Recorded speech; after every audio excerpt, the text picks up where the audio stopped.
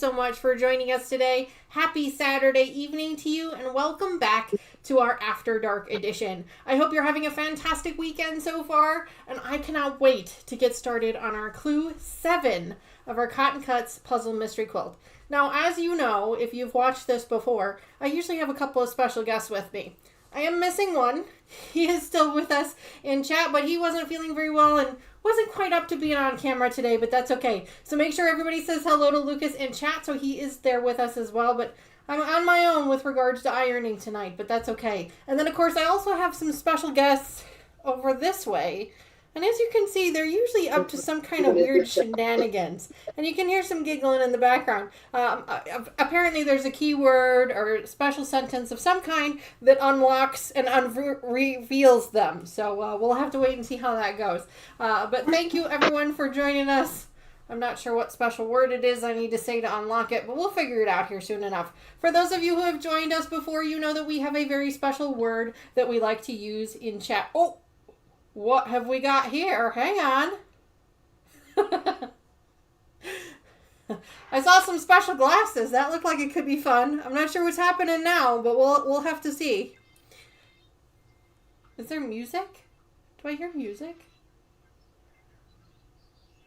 It's really quiet, but I think I'm supposed to hear some music.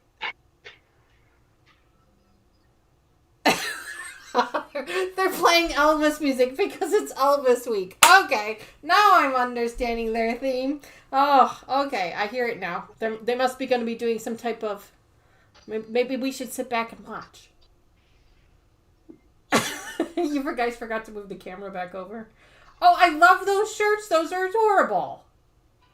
Those are cute. It is National Elvis Week. For those of you who are not Elvis fans, you know that we are. And so that's what we are celebrating today. That's a lot of fun. I love those shirts. That is so cool. Yeah, I gotta move the camera over just a little bit. A little bit more. That'll work. Well, thank you, ladies, for joining us. Those are my co-hosts for the show. The ones who are the shenanigan hosts, if you will. We have Mama Joyce behind the machine. Hi, Mom. Hi. And of course, Sherlock Cheryl is next to her. Hi, Cheryl. Thanks again so much for joining me today. We are going to be working on clue 7 of our Cotton Cuts Tree of myself Life. with a needle. Oh, that's not good. Oh, we're not bleeding on. Don't bleed on the fabric. That is the #1 rule. I know, but you bleed everywhere else, but not on the fabric. Cheers. Oh, yes, needle, yes. Cheers. I was just telling everybody about that. I hadn't quite gotten there, but thank you very much for that. So for those of you who have watched an After Dark edition before, then you know we have a very special keyword that we like to use. And anytime one of our hosts says the keyword, then of course we have to celebrate by taking a sip of our favorite beverage. Now, of course, we do not encourage alcoholic beverages here on this channel, at least not officially. We always encourage water, but you know, if you were to partake in something other than water or some type of fermented beverage, that is completely your call. You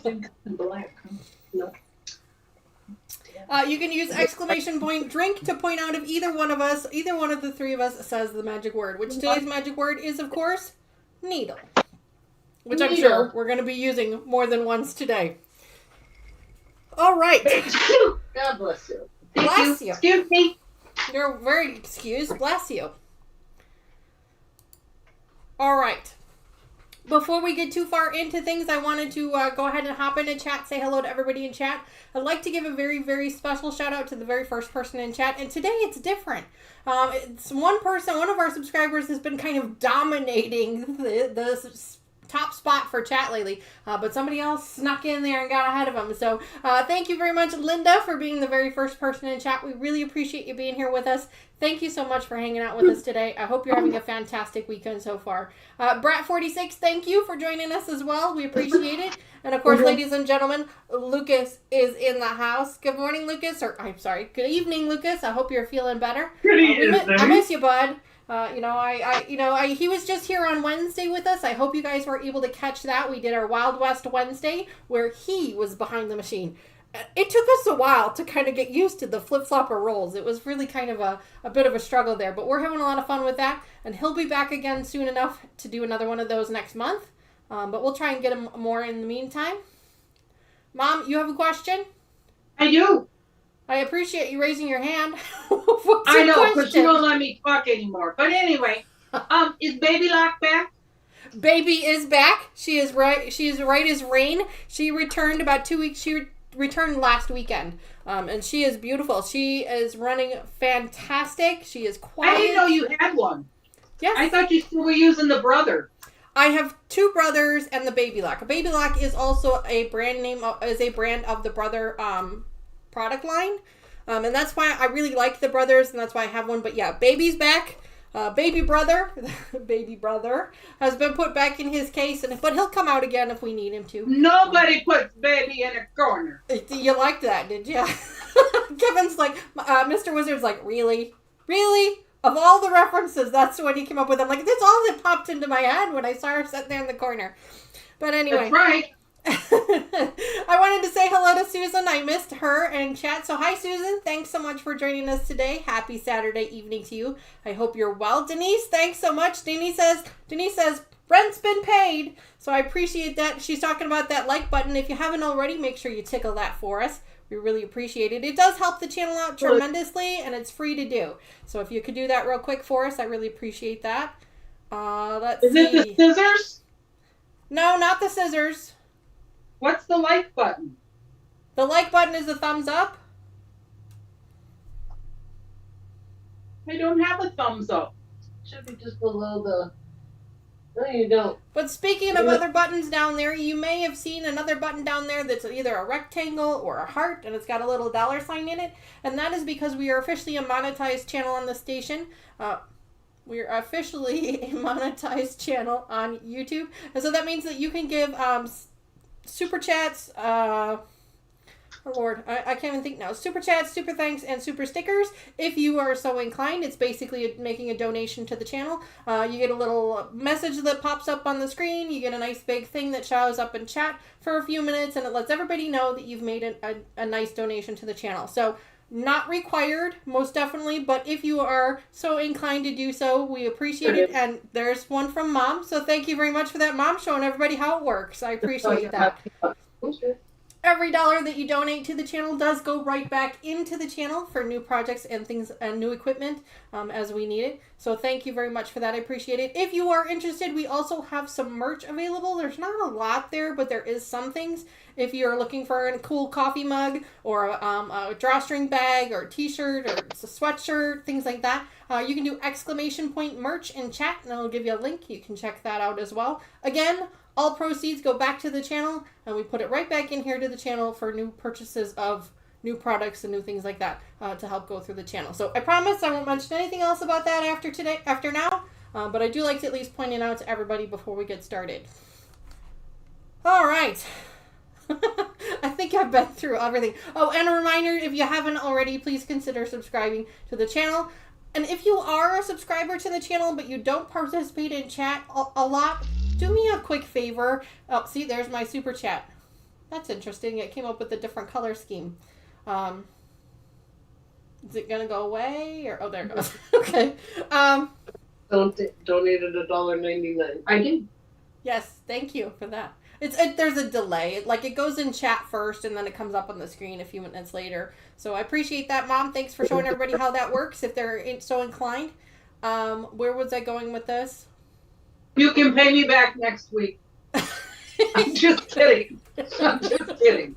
She's got a little budget I give her. I'm just kidding. It's totally a joke. Where was I going? I mean, I literally just... I saw the thing pop up. No, it's not your fault, Mom. I saw the thing pop up on the screen, and I totally forgot what I was talking about. Oh, I'm sure it'll come back to me. I'm sorry, guys.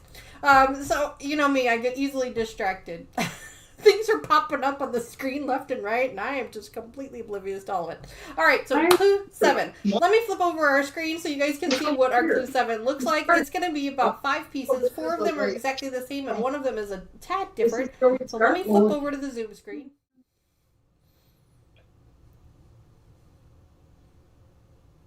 Oh, Okay. Yes, whatever. thank you, Linda. I knew where I was going with that. I appreciate. See, somebody was paying attention. Thanks so much. She says, if you're in chat and you don't chat much, that's where I was going. If you're in chat and you don't, or if you're watching the channel and you don't participate in chat a lot, which is completely fine, it's totally up to you, but do me a quick favor and double check and make sure that you are still subscribed to the channel. YouTube likes to do some weird things that if you're not actually like participating in the channel after a certain amount of time, sometimes it'll unsubscribe you, and I just don't want that to happen because I want to make sure that you guys are notified of all the new videos that are coming up on the channel and every time we go live and things like that. So if you guys could just double check right down below the video, there should be a button there that says either subscribed with the D on the end or subscribe, and just make sure you hit that button for us if you haven't already. So thank you, Linda, for that reminder. See, somebody's paying attention. Apparently she hasn't hit the alcohol as hard as we have yet. You got to catch up there, girl. Yes, Mom, another question. Yes, I have another question. That or you're making a pledge. Are you pledging? No. Has anyone on chat seen that So Not an Expert has become famous on the Cottoncuts website? I know what Mom's talking about. Yes, I posted a picture of it. I'm still kind of in shock over the whole thing. It was such a cool thing. I think it's amazing. I thought it was just so cool. What Mom is talking about is I posted a message on our Facebook and our Instagram, and I'm not even sure if I remember putting it on the community here, but Cotton Cuts actually has grabbed one of our pictures, our So Not an Expert pictures from our Instagram, and has put it on their website, and is using it for the demonstration of one of their projects, and I am so honored that they did that. They never said anything to me about it, and that's okay. They didn't have to. But it was an honor. I came across it completely accidentally. I was looking up some information for something else, so if you want to see how famous we are, you can go on Cotton Cuts' website. If you do !CC in chat, you'll get a link to it. And then go to the one that says Floral States of America. Click on that. And then scroll all the way down to the bottom. And we are the picture on the right-hand side with the pink background. That's us. You'll see my little coffee mug there. It was really cool when I saw it. And I was just like completely in awe. I made a big deal about it. It was a lot of fun. So thanks, Mom, for mentioning that. I really appreciate it. All of you in chat and who have subscribed for this wonderful honor that Dani has gotten, because it is. It really was. It's a huge thing. It wouldn't be on Cotton Cuts. Yep. And I'm not an ambassador or anything like that. They just use my picture on their website, but that in itself is huge, and so I truly appreciate that. Do we want to point out the elephant in the room? For lack of a better word. For those of you watching and might be questioning it, the good news is I think you guys moved something, because it's not quite as bad as it was before. But I swear to you, that is a patio umbrella behind the curtain. The sun is moving. It's not us. Thank God. Because it was much worse about 10 minutes ago. Big weenie. Big weenie. Yeah. You know, YouTube, I'm sorry. It's shadows. I can't help it. It's a shadow from the patio umbrella. We could open the window and show you the patio umbrella if you want. Yeah, no, I swear it's a patio umbrella. So it is. The good news is the sun will keep changing and it eventually will go away. So that's the good news. As Susan says, oh, heck, sometimes YouTube kicks me off. Susan, they do that sometimes, and it's just so strange. So if you guys could just double check and make sure that you are still subscribed to the channel. I just want to make sure that everyone is still getting all of the notifications and things that they want to and that they need to. I really appreciate that. We don't want to lose anybody. Anybody got a needle in the eye? Needle in the eye. Oh, that sounds painful. Ouch. Yeah, well. Cheers. Linda says she's drinking Pepsi tonight. Linda, I knew you and I were friends. I love Pepsi. Pepsi's one of my favorites. I can vouch for that. I much prefer Pepsi over Coke. Much prefer. You are not my child. I do not do Coke. I don't like Coke. It's gross. You're not my child. I just don't like it. It's not my thing. I don't even like it like mixed in things. Well, you're not my child. I tell you, if you order a Jack and Coke and they offer you a Pepsi and Jack, it tastes like caca. No, I much prefer it. I drink bourbon and Pepsi all the time. I think it's really good. I think it's really good. But you guys know, while we're here on camera, tequila is my favorite, so I always have a tequila sunrise while we're on camera because it's my favorite. And it's really pretty. And it's really pretty. Yeah, you're right. It is really pretty to look at, and it's really tasty, too. I can't keep... Lucas! Mama Joyce has a problem. Oh, no. And Lucas isn't feeling well, so I don't think he can make a house call today, Mom. No, that's okay. He doesn't need a house call. I just need to know on my iPhone, how do I make it stop, Screen saving. Thank you. Lucas says, what's up? I'm sure I gotta go into settings somewhere. Well, I thought if you're watching the YouTube video that it won't do the screen save thing. Well, we can't get the YouTube video to come up in here. Yeah, the YouTube video doesn't come up on my phone. The only thing that comes up on my phone is chat. Oh, that's odd. It just gives the dial of doom. Well, that's not cool. That's not cool at all. Well, while Mom tries to figure that out, screen recording, Lucas says with a question mark. Hi, Terry. What you doing? Oh, look at that. Terry put up a link for the picture. Thanks so much for that, Terry. Commercial. What happened? We have no idea. There's a diaper commercial coming up on the TV. Oh, that's fantastic. Thanks for that. Oh, now you're back. Yeah, there you are. Well, I'm monetized, so the commercials come up. It was a Teenage Mutant Ninja Turtle one, so... Yes. Turtle power!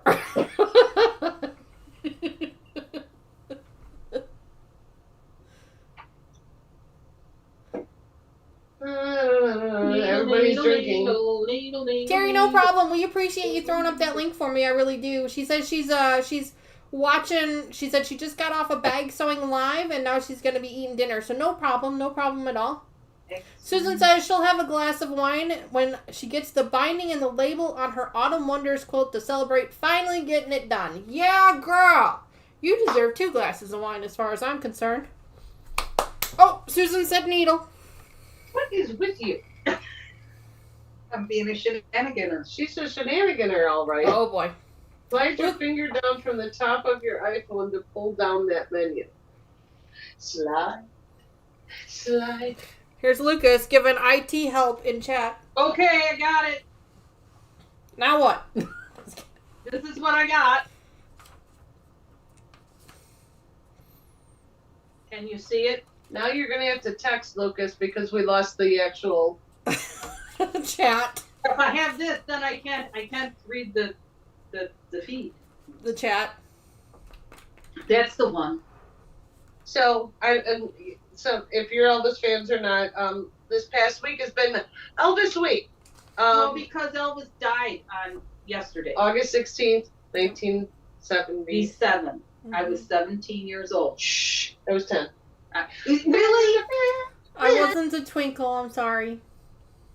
And last night, I'm doing my thing. At the end of the night, I TikTok, and I fell into conspiracy theory Elvis TikTok. Oh, boy. I couldn't get myself out of it. Everything was, did he die that day? Is he still alive? Is he the Bob guy, the preacher? Does he have Lord. 2 sons? Lord. Yeah, total conspiracy theory Elvis You gotta TikTok. love those. They make for good entertainment. Oh, absolutely. The Black Hawk helicopter that landed on the roof of Graceland the night before he died. The secret meetings with Nixon and Carter. Oh, Lord.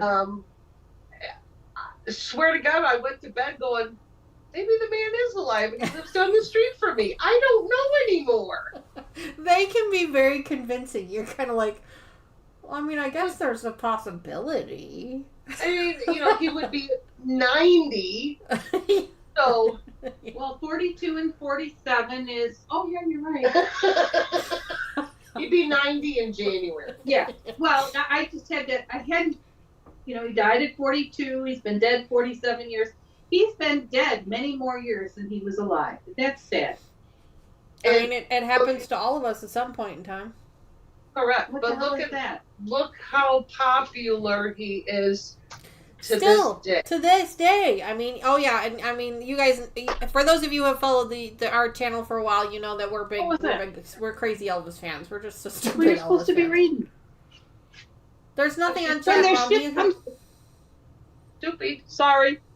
When the stuff comes up here, I can't see it. It's too little. I couldn't really see it either. How many pair of glasses do I need? Jesus Christ.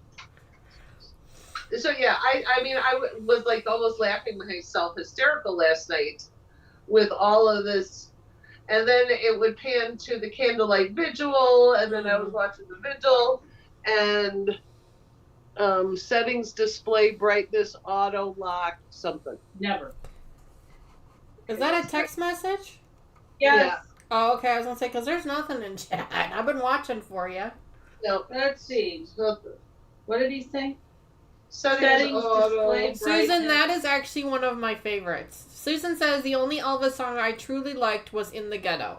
That is one of my favorites. Yes. I have a lot of favorites, but that is definitely one of them. It's a beautiful, and I think Reba McEntire and Hootie, I can't remember his name now. Hootie and the Blowfish. What's his name? Darius Rucker. Hootie. Darius Rucker did a rendition of that not too long ago. It was He was absolutely in Hootie awesome. and the Blowfish? Yes, Darius Rucker is Hootie. Really? Yeah. No idea. I did. It always takes me a minute to remember the Darius. I remember the Hootie. Dani. My favorite of In the Ghetto is the duet with Lisa Marie. Yes, I have to say I get one. But that was a computer. Auto lock, never. That was yeah, she recorded obviously after her father died. But it was a beautiful recording of it, rendition of it. Yeah. Oh, absolutely. Mm-hmm. My other favorite with Lisa Marie is No One Will Stand Alone. That one is a good one. Mm-hmm. Yank the heart right out of your chest. Yeah, that one is a good one too. But no, I there's way too many Elvis songs that are my favorites Too many. to narrow them down. Too many. But I have Sirius satellite radio in my car, and then all week I've been listening to the different things that are going on at Elvis Week, and pretty cool.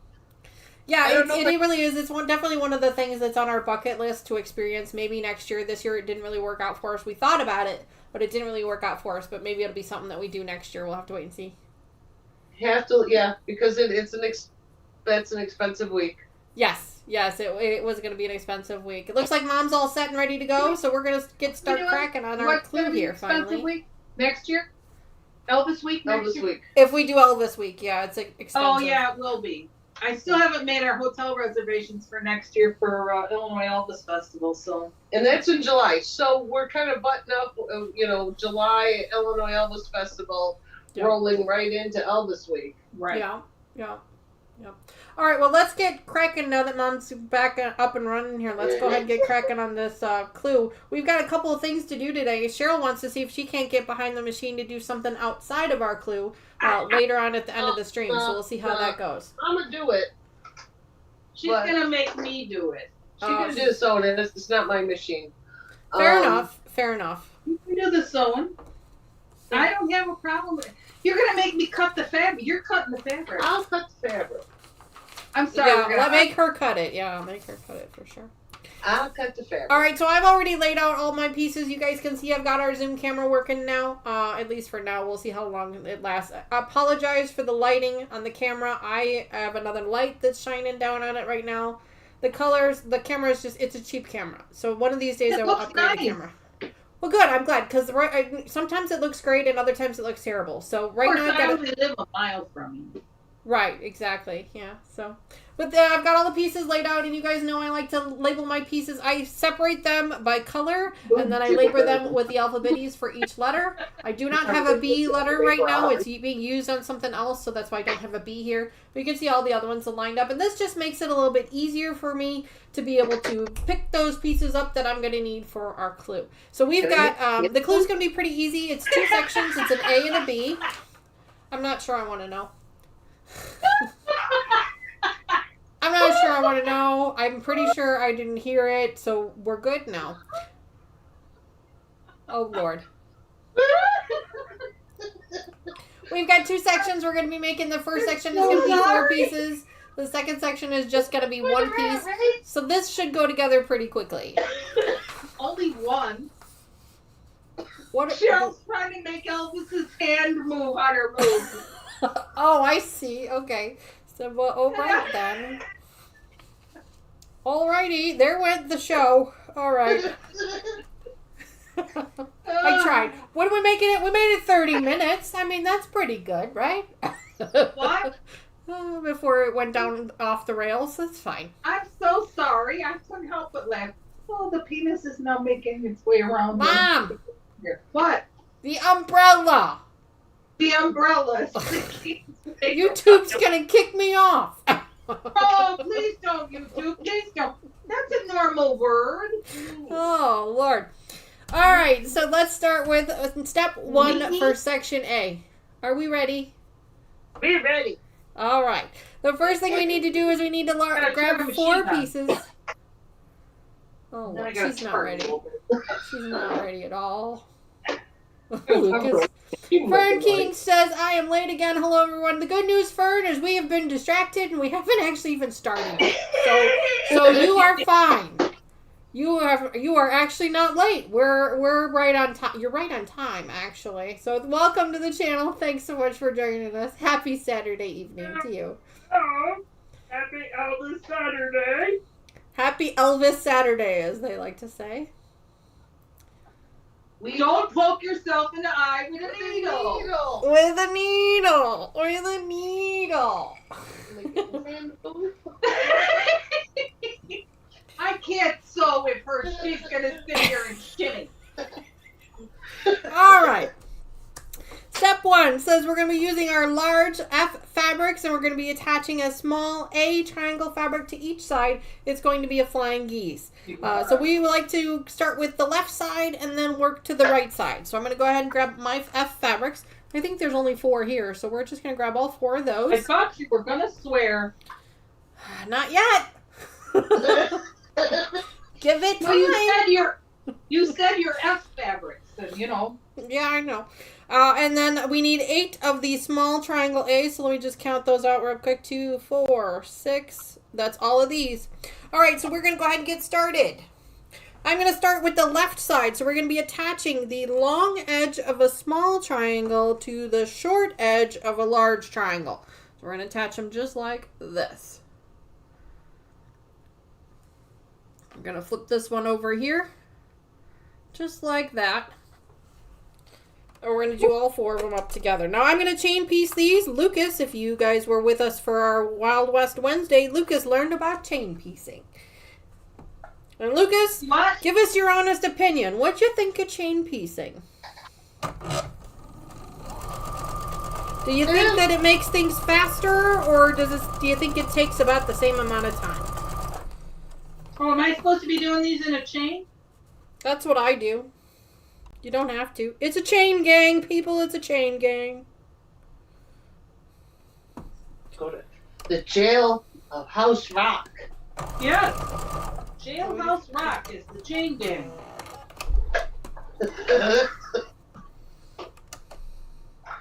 Do we have any Elvis fans here, or are we the only crazy knuckles? I think there are some, I remember. Some that just quietly don't want to admit to it. Yes, they're closet Elvis fans. You know, I must say, I find it amusing at work when I tell people I'm going to the Elvis Festival. And I go, yeah, I'm going to the Elvis Festival. Because I think it sounds kind of corny to people who don't like Elvis. They all go, oh, that's such a cool thing. Really? You really think so? And they go, yeah. I never would have taken you as an Elvis fan. Oh, I'm not, but I think it's a cool thing. They just think I'm a crazy old lady. Well, I mean, everybody knows I'm already crazy, so. I started a new job a month prior to us going to the Elvis Festival, and everybody in this new company looked at me like, you're doing a what? How? Why? Why do they have such a thing? So, Squirrel? What? All right, so I've got all 4 of my first side done. So I'm going to go ahead and pull those off now What and the press heck? them. You certainly are over there, Speedy Gonzalez. I'm still working on sewing. You were looking at the ceiling. Well, I'm by myself, so I got to move faster than you guys to keep up, because Lucas decided he needed to be sick today. No, I'm kidding, dude. I'm kidding. Well, I don't know if anybody caught that, but Mama Joyce here decided to stop sewing and stare at the ceiling. I don't know what she was looking for. Squirrel. It was those floaters. Fern wants to know, Dani, where is your Elvis shirt? Fern, I didn't get one, and I'm a little upset about it, if I'm being honest. Actually, I don't have one. It's something I need to look into. I actually thought I was this close. Ladies, I had a feeling that you were going to go Elvis theme today, so I was this close to wearing my gold tank top that I wore that one night. I was this close to wearing my gold outfit, but I didn't, because I thought, no, I don't want to be the idiot that's the only one dressed up. So. Well, I wouldn't call this dressed up, but I really kind of like this t-shirt. Well, we kind of shenanigan it every Yes, episode. Absolutely. Yes, absolutely. And actually, the sunglasses might come in handy next year at the festival. Those are really cool. Yeah, I hope you got me a pair. I think it's a 2-pack. But I will get you a pair. Susan says the year that Elvis passed away, she got to work and every woman there was crying. I mean, I would have been too. I would have been a snot mess. I still cry at their concerts. This last concert we went to, oh my God, that was so beautiful. The tribute they did to him at the end was so gorgeous. I was bawling my eyes out. I think the whole place was bawling. Oh, it was so touching the way they did it. And from what I understand, as the festival has moved to different states, it's gotten even more and more profound. Yeah. I think we were their test markets, being one of the first festivals of the season. Mm-hmm. Yeah, it was very, very moving. It was. Lucas, I hope you're watching me for next time. I hope you're watching and taking notes. For those of you who weren't able to join us live for our Wild West Wednesday, Lucas was behind the machine, and so he learned a whole bunch of things, a whole bunch of new terminologies, and he said it was a whole different thing to be not watching anymore, but actually participating. So I hope he's taking notes on some of the things that we're doing today, so that he can learn a little bit more about it. I hope he takes notes on all the food. All the food?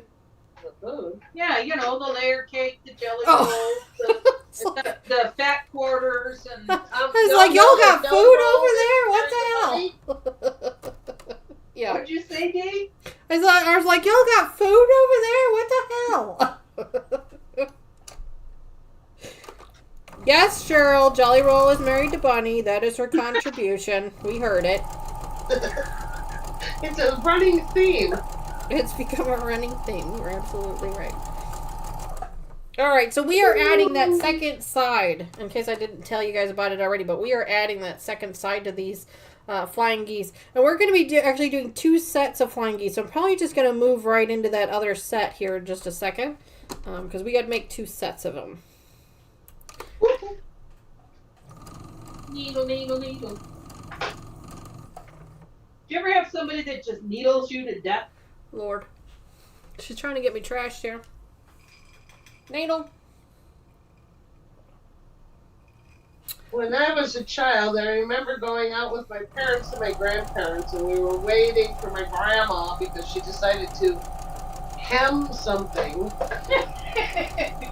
And she came out with a needle in her thumb. Oh, ouch. So we had to, instead of going for food, we had to go to the emergency room. Speaking of that, guy I work with, wonderful guy. I just absolutely adore him. He's not been with us long, but he's our new sales engineer. He shows me a picture on Friday. His wife must have been fishing. They have a pond on their property in wherever they live. Oh, I know where this is going. And she had 2 hooks stuck in her hand. Oh, From a Two? When you've stopped at the first one? well, they were both hooks were on the same lure. I know, it was a I don't joke. know how she ended up with them in, and he goes, "Yeah, she's going to the hospital." I said, "Well, good." I said, they're probably going to cut that open to take it out, or and if they do that, they might, want to numb it and do surgery." Well, apparently, she went across the street to the neighbor, and the neighbor pulled them out. took care of them for her. I mean, it's probably cheaper. Well, I'm sure it was, but Kind of like when you showed up your neighbor's house after you hit yourself in the head with a branch. shush. Mm-hmm. I Ain't didn't that hit the myself in the pot head with the kill? branch. I hit myself in the head with the Clippers. with the clippers. Yeah, with the bladed saw. end of the That's hedge it, tree trimmers. what? Tree saw. Yeah, with the bladed edge of a Well, of a tree in saw. my defense, I didn't know I was bleeding, nor did I know I had blood all down my neck. Bleeding like a stuck pig, and she just shows up at the neighbors. And I showed up at the neighbors because it wasn't long after I did my foot that I did that. And she was supposed to have given all that stuff away. And I said, I walked over to the neighbor's house and I said, "Tamara, can you look at this on my?" And she's like, "Oh my God, come here." I go, "Why? What's the matter?" She goes, "Joyce, you're bleeding. Where are you bleeding from?" I go, "Oh no, I'm not bleeding much. I just need you to They got a little bump up there. And then she goes, "Come here." And she took me in her bathroom and, "Oh crap, I guess I am bleeding." She's very lucky. She's got a very good neighbor who's very understanding of her. Patient. Yeah, she's patient. She's very sweet. I was asking, speaking of my shenanigans, Donita, I was asking Cheryl today if she remembered how long my first foot surgery was when I was in the hospital. She just said it was a long time. Do you remember? The first one? Yeah, when I was in the ER and they took me, because I was telling Cheryl today the bits and pieces of that day that I remember. I mean, I remember all up until the time the fire department showed up, and then everything gets a little sketchy. It's like I go in and out because I think Hey, you're good looking. I remember you telling me she did that. They give me. And he just looked at me and he goes, "I think the drugs have kicked in." I'm like, "You think?" Did I really say that to him? Yes, you did.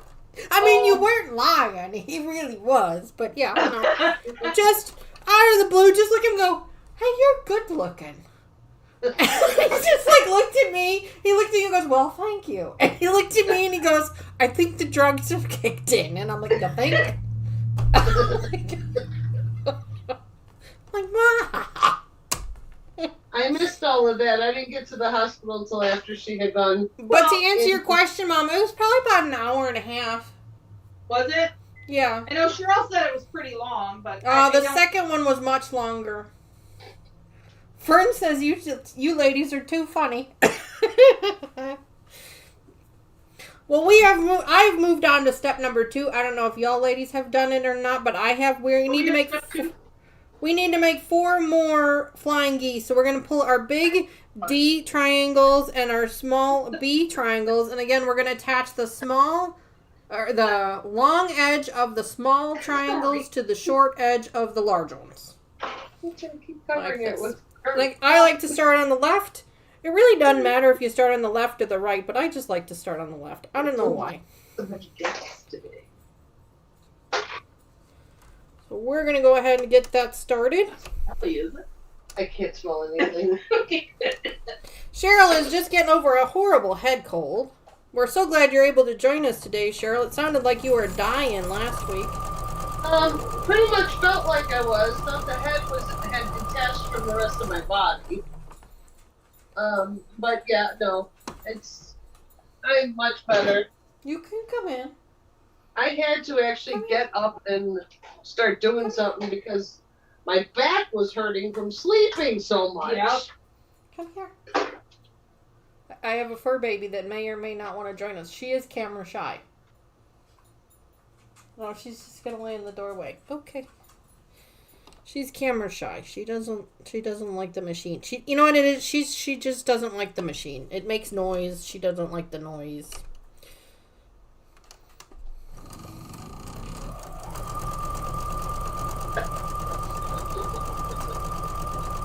So I don't know how many of you are on TikTok or social media, but anybody seen the videos of the miniature giraffe?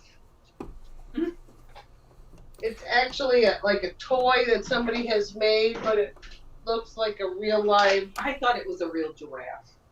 About the size of the I palm thought of we your were hand. going to go a completely different direction with TikTok videos, but I'm glad we're going this direction. I thought we were going to. I thought we were going to be discussing some things that happened at the Olympics. Oh, we can go But there. I'm glad we're going with giraffes instead. Wait, hold on here. Susan says she slipped at the grocery store a year ago and cracked the back of her head. Oh, Lord. Ouch. Oh, my goodness.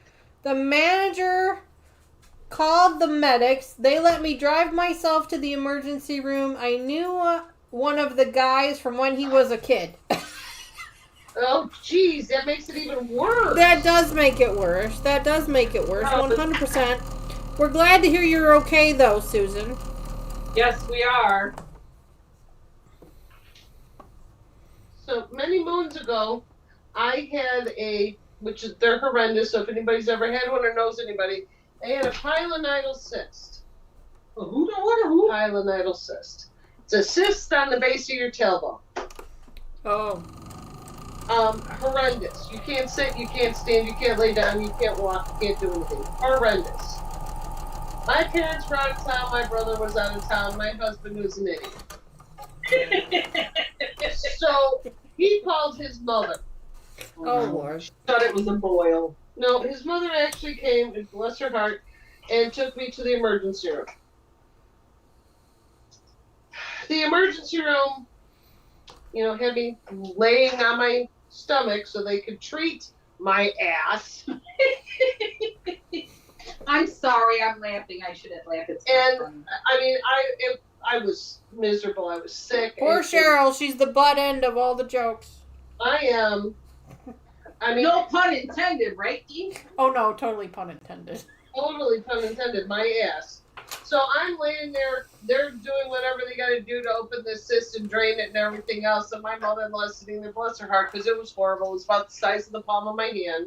Oh, my It God. must That's be huge. smell. It was awful. Not just because it was on your ass, but No, because it's the cyst itself. Let's point out the obvious, shall we? What? point out the obvious. Well, most cysts stink. They do. The content inside the cyst usually stinks. It does.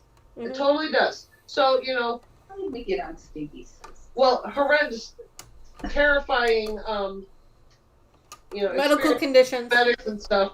So they're finally done. My mother goes, "You're all done. They're just gonna, put a drain on it and pack you up." She said, the nurse that's taking care of you is a man. Oh, for fuck's sakes, why? Why?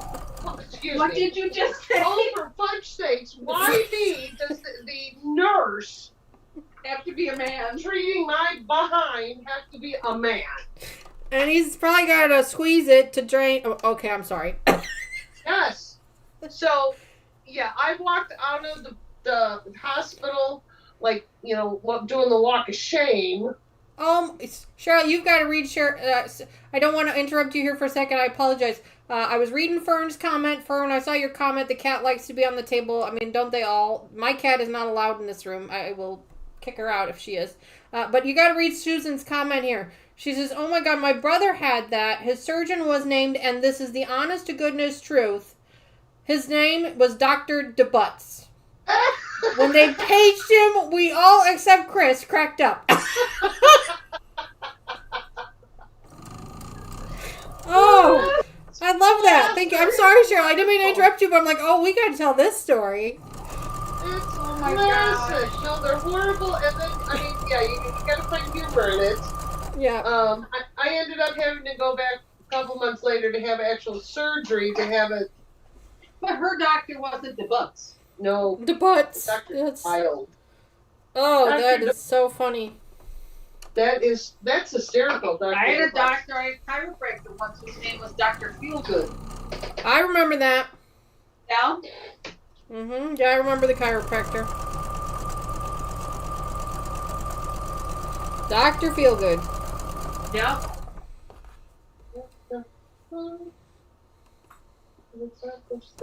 I am just finishing up my last bee fabric for the second set of flying geese that we needed to make for our clue.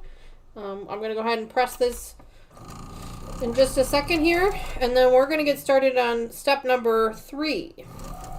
These are going to go together really super quickly. They're really easy. This particular clue is super, super easy to do. Really, really easy. Susan, oh my god, I love it. That's so funny. Danita, have you ever told the story about when you broke your elbow? You know, I do not know if I recall telling that story or not. I just got done telling Miss D. How old was I? I want to say maybe 11. Was maybe I 9. was I that young? I thought I was older than that. No, you were pretty young, honey. Okay. We were either 9 or 11, somewhere in that area, and the kids were running pretty wild. We were playing tag out in the backyard or something. Something like that. And I have 2 girls that their feet were bigger than what they expected when they were growing. Okay? And you could see their unsteadiness when they would run. Were And I bozos. Right. I just got done telling Danita, you need to be a little bit more careful. You're going to fall and hurt yourself because of the way she was running and getting her feet caught on the sidewalk and stuff like that. And Well, my shoelaces had come untied. Right. That also. And no sooner did the words come out of my mouth and she fell down onto cement and broke her elbow. Yep. Tried to catch myself. Broke my elbow. And for the record, it was not funny. Not funny. No, but it was kind of fun. The last step of our section A is super easy. We're going to be sewing these 2 flying geese, one on top of the other. We're going to make sure that the F fabric is the one that's on top. The D fabric is the one that's on the bottom. And then we're going to be sewing a rectangle A fabric to the very tip top of that. So I'm going to go ahead and sew up my flying geese together first. And then I'm going to go ahead and sew up this triangle. You can do it whichever way you want. You can sew the triangle up to one of the flying geese and then sew the flying geese together. Whatever you want to do is fine. It doesn't really matter which way it goes together as long as it goes together. And Dee, if you remember, and correct me if I'm wrong, because, I'm old and don't remember shit. Sorry. That's okay. Sorry. I believe when you broke your elbow, it was shortly after, or I don't remember if it was after or before your sister broke both arms. It was after. When you got home from the hospital with Tracy being cast, and she went outside and fell in the driveway and broke it. That was the first. That was when Tracy was 4. She cracked the cast. When she was 4 years old, she broke her arm. Some kid ran her over at the park. She broke her arm. We had it set, and of course, they put a great big plaster cast on this little teeny tiny 4-year-old. She was little. She was little. She was. And I was home with you, waiting for Mom and Dad to come back with Trace. We get back. Tracy took a nap because, of course, they give her the Demerol to set the arm. And that's when they put her in Chinese handcuffs. Set her arm. The second one, yeah. She wakes up from her nap and we go outside. Now, mind you, she, for some reason, as a little girl, whenever she would fall and hurt herself, she used to think that she was bad and she was ashamed of it. So she was trying to walk and she had a cast almost all the way up to her shoulder, from her fingers all the way up to her shoulder. And she was trying to hide it behind her back. Yep. She was trying to put it back here so no one could see it, and we were outside. And for whatever reason, she started running down the driveway, and I'm like, don't run. And the next thing I see is splat on the driveway. Wet cast on the driveway. Wet cast. And I'm like, oh, crap. Sure enough, she had black all the way around the cat. And I'm like, oh, this cat be good. Cheryl, can you stay a little longer on that date? Well, I think we gotta take her back. She did crack the cast. She didn't hurt the arm anymore. But I mean, it was just, you just kind of go to the land of, really, they're gonna think I'm killing you here.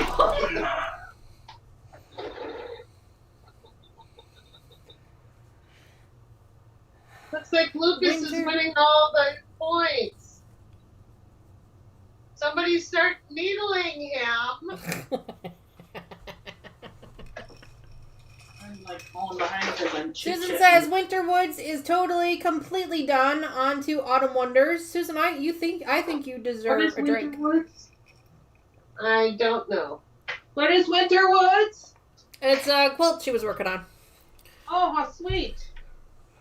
She said she was trying to finish that one up so that she could drink a glass of, so that she could celebrate with a glass of wine. Oh, good for her. I think she deserves 2 glasses. I do too. I think everybody deserves 2 glasses. I agree.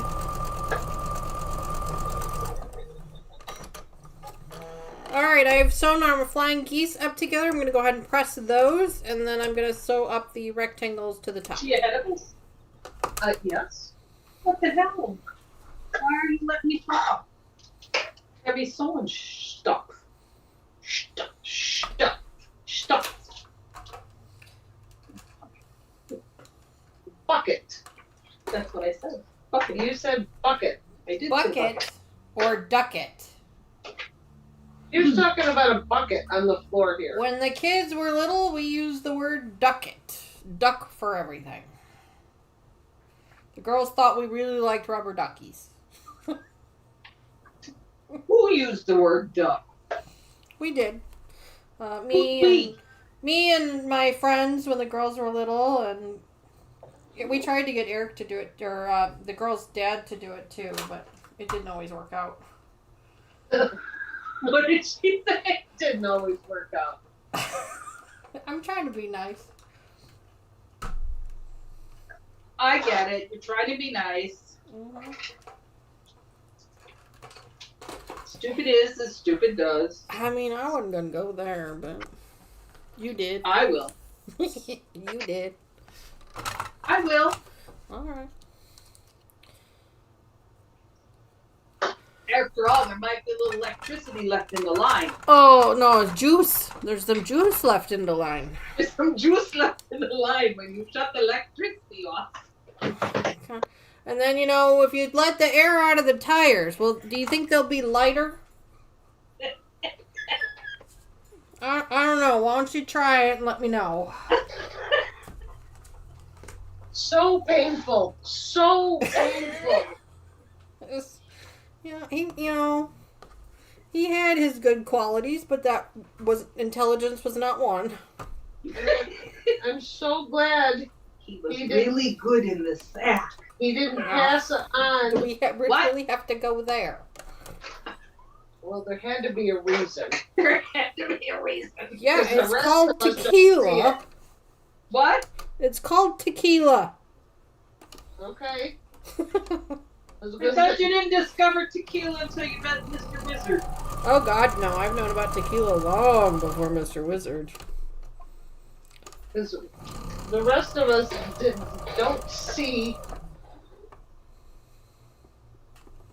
But that's okay. Well, and he didn't pass one on. always gets. Obviously, there was something. I just don't know what it was. I'm not sure there was. There was just something got past the goalie, and so we tried to make the best of it. Cheryl, Lucas says you need to cut Joyce off. Why? Because She's done unless she's got a secret stash somewhere. Well, I believe it was about the comment about what my ex-husband may or may not have. oh, that. Yeah. Sporting. Hey, can I ask one question? No, because I know what question you're going to ask, and I am not answering that question on the air. Okay.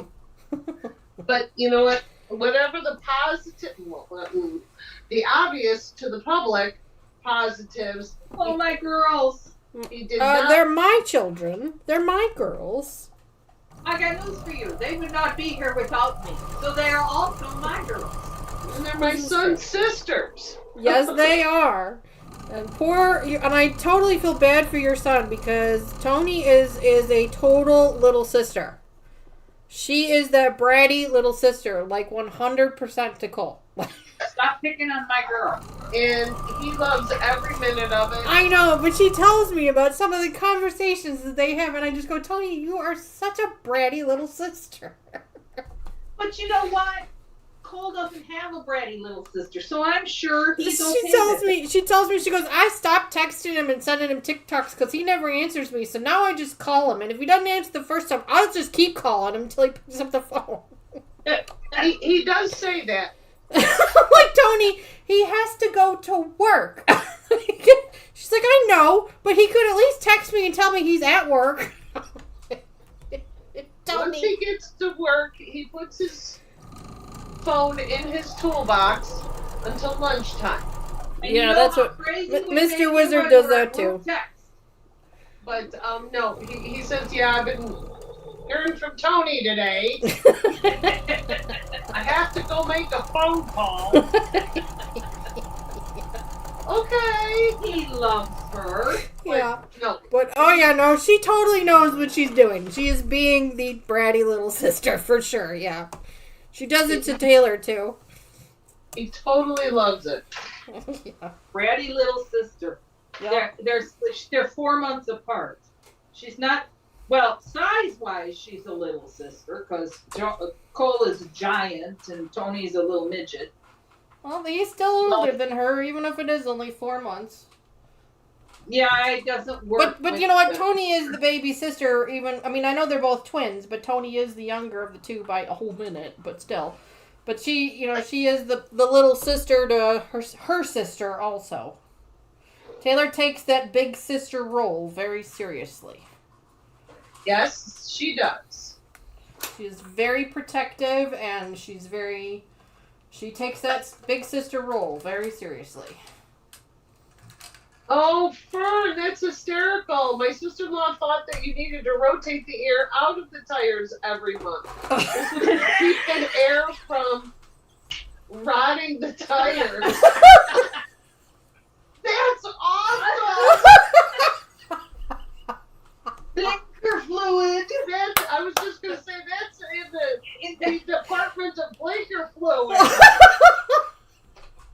That is hysterical, Fern. That is good. That is a good one. That is a good one. Awesome. Oh. My son can't love stories like this. Oh, my Lord. Keep them from rotting. Oh, that's funny. From the inside really out. That's awesome.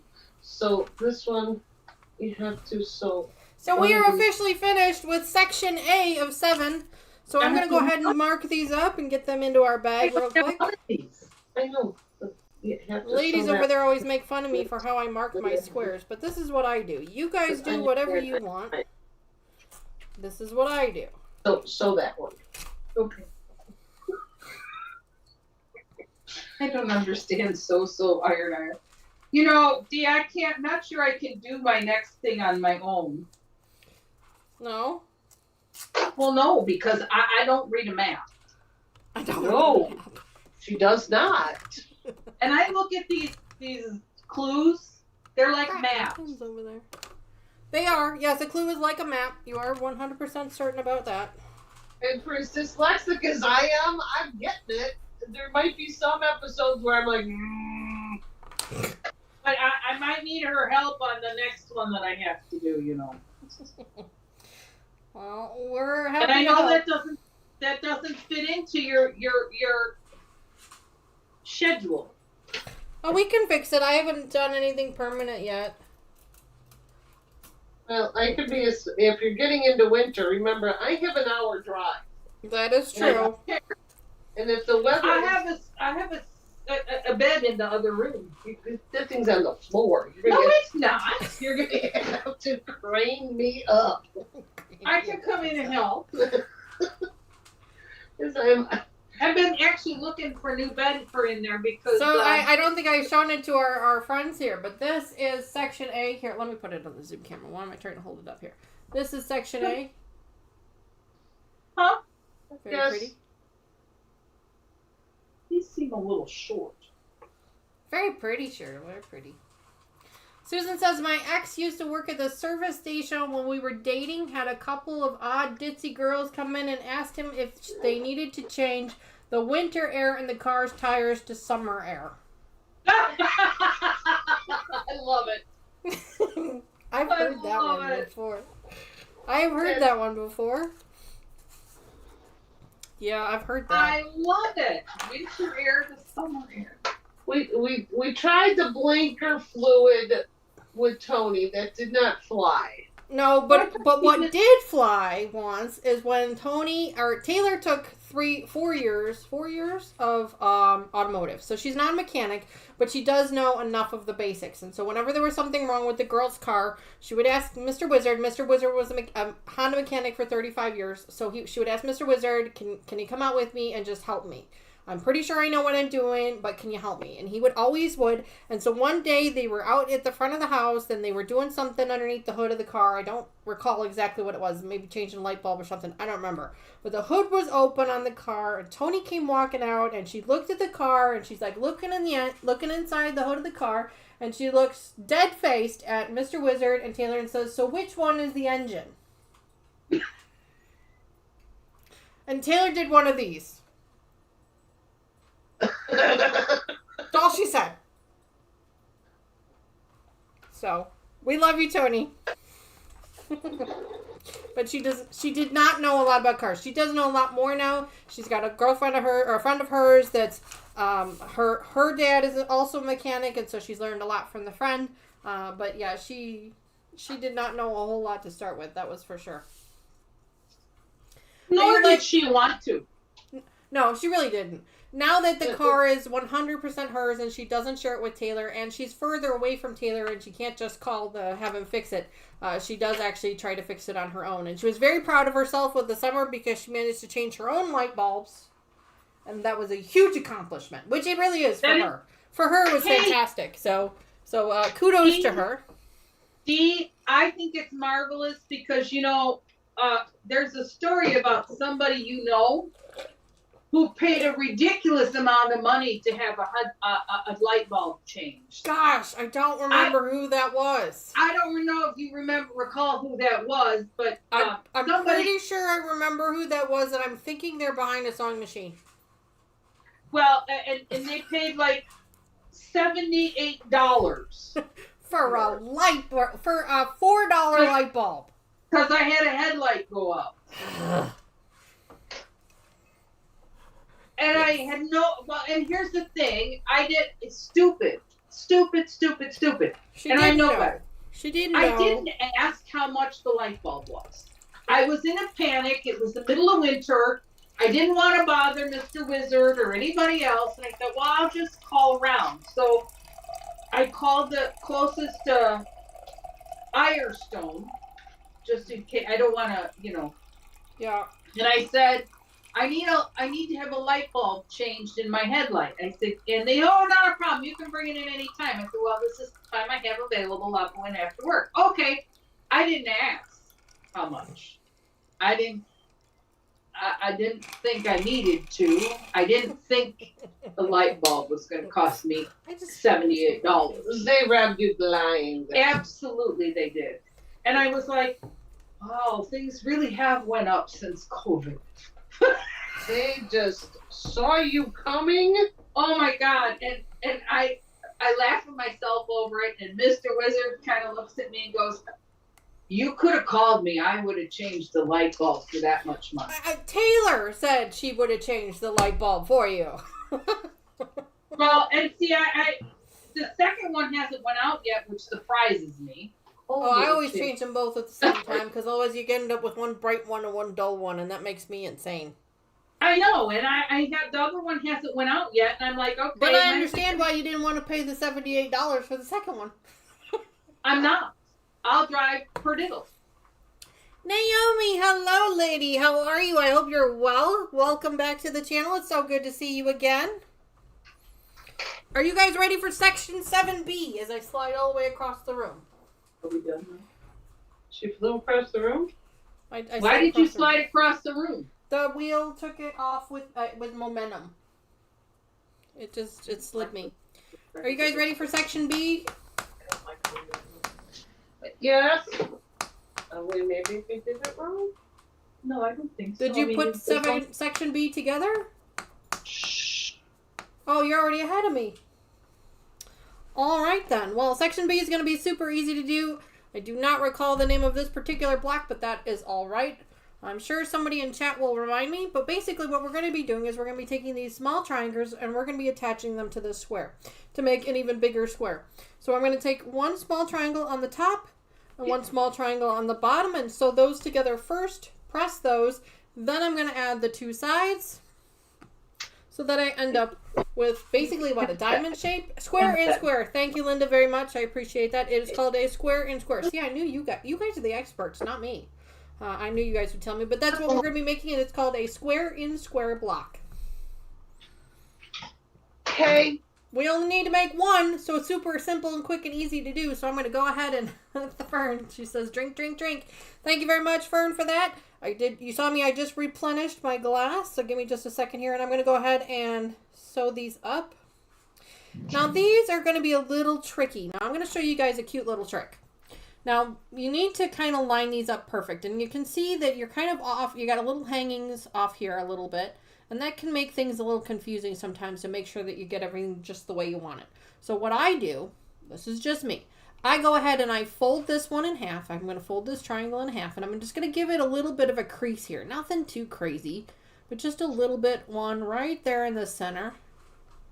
Just like that. So I know exactly where the middle is. You can see that. And then I'm going to do the exact same thing with this square. I'm going to take this square, I'm going to fold it right in half, and I'm going to actually do both sides because I'm going to need to do it anyway.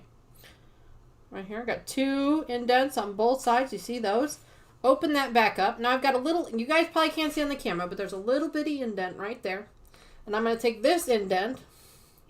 I'm going to match it up with that one. And now I know with 100% certainty that that triangle is centered on that edge. Now, just to make sure 100% that nothing gets all wonky on me when I get to the machine, I'm going to go ahead and throw a pin in there just to hold it in place for me until I get over to the machine, and I'm going to do this other side. So I'll show it to you one more time. We're going to take this triangle. We're going to fold it in half. Wrong sides together.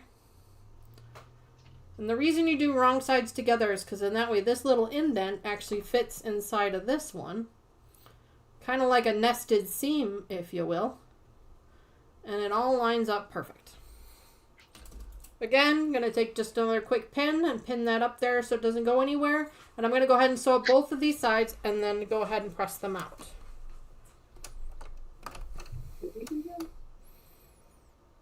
Alrighty. Okay. Just a little bit different than she did that. Remember, don't run over your pins. There's one side. I'm going to pull it around and do the other.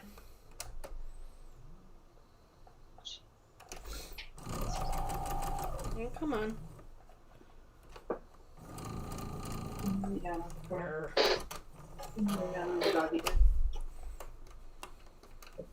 go. My doctor didn't. I can't get my doctor to set there we go. prescription for my Pull that pin out again. No, the Castro guy. Do up the other side. Okay, what me to make an appointment? We're going to press these towards the outside. That's my doctor to do it. They won't answer me. And I'm sure because they want me to go see the gastro guy, right? So I've been being very good Put them up with the hot iron. You know what I mean? No. And now we're going to go ahead and sew up the other two sides. So Let me show you what that looks like, in case you don't already know.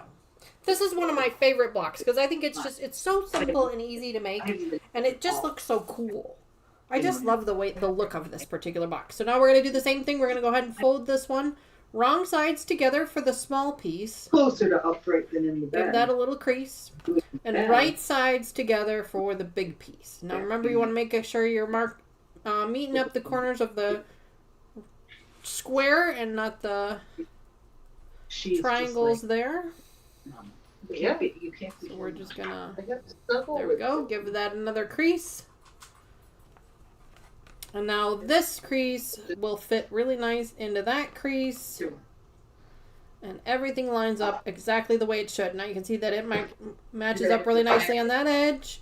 And matches up almost perfect on that edge there. Scissors.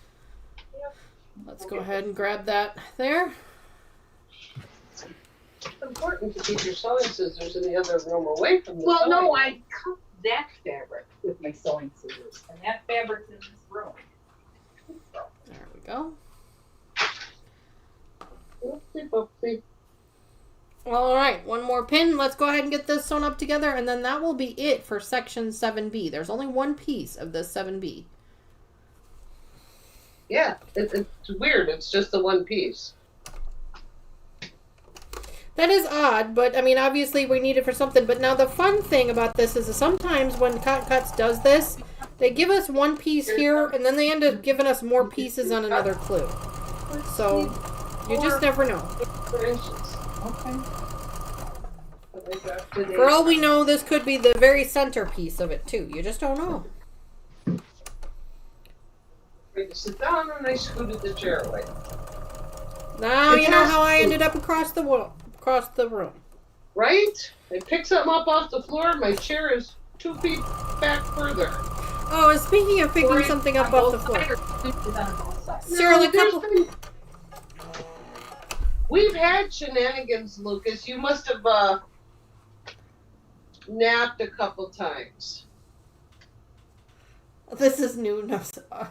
No shenanigans and only snow. I said there's been no shenanigans. Oh no, there's been shenanigans. You must have missed them. Cheryl, I wanted to tell you, a couple episodes ago, you dropped something on the floor, and you told our audience that you said, oh, hang on, I gotta go downstairs. And you went down to the floor to get it, right? And I thought that was just so funny. And so when I was at work one day, I dropped something on the floor, and I borrowed that from you. And I said, hang on, I gotta go downstairs. And I did that. And Kathleen, my coworker, thought that was hysterical. And so yesterday, wait, it gets better. So yesterday, the building manager comes into our office because we're in the front lobby, and he comes into the office, and Cheryl and Kathleen, my coworker, is under her desk, and she says, "Hang on, I'm downstairs." And she comes up, and he busted a gut laughing. So that's awesome. Your comment has gone full circle. But he busted a gut laughing, and he's like, where did you come up with that? This way, because you need it. I need the length. You need the length, so you need to fold it this way. All right, friends, so this is what section 7B looks like. It is the square and square block. Thank you again to Linda for pointing that out for us. I'm going to go ahead and mark this one up as our 7B. The same way I did for our 7A with our little post-it note. People make fun of me for it. It's fine. As long as you mark them up however you choose, just make sure that you're keeping your clues marked, because you will need to know that later on. That is a big, big step in the process. So you're going to want to make sure you mark them. However you mark them is fine, but just make sure that they are marked.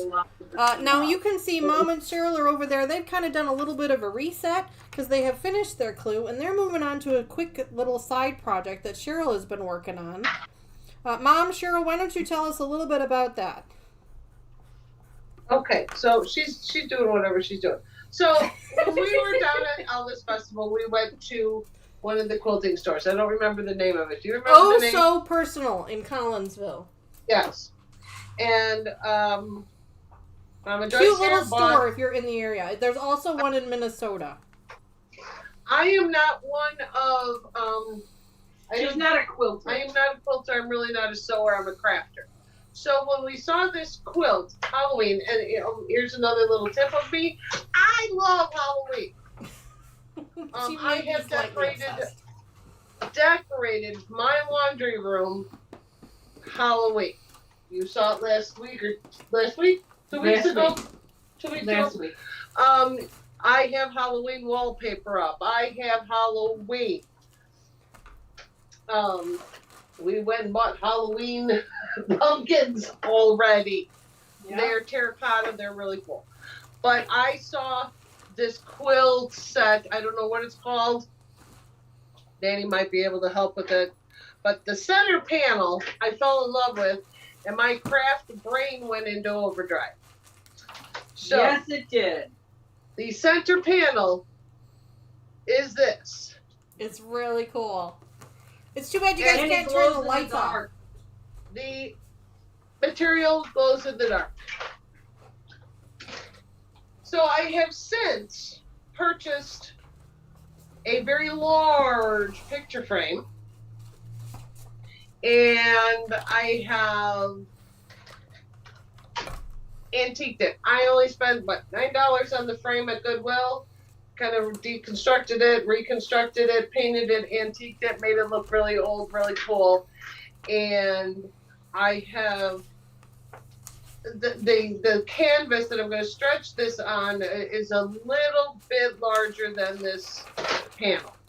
So I have to sew 4 inches onto each side of the panel, so it will wrap the canvas.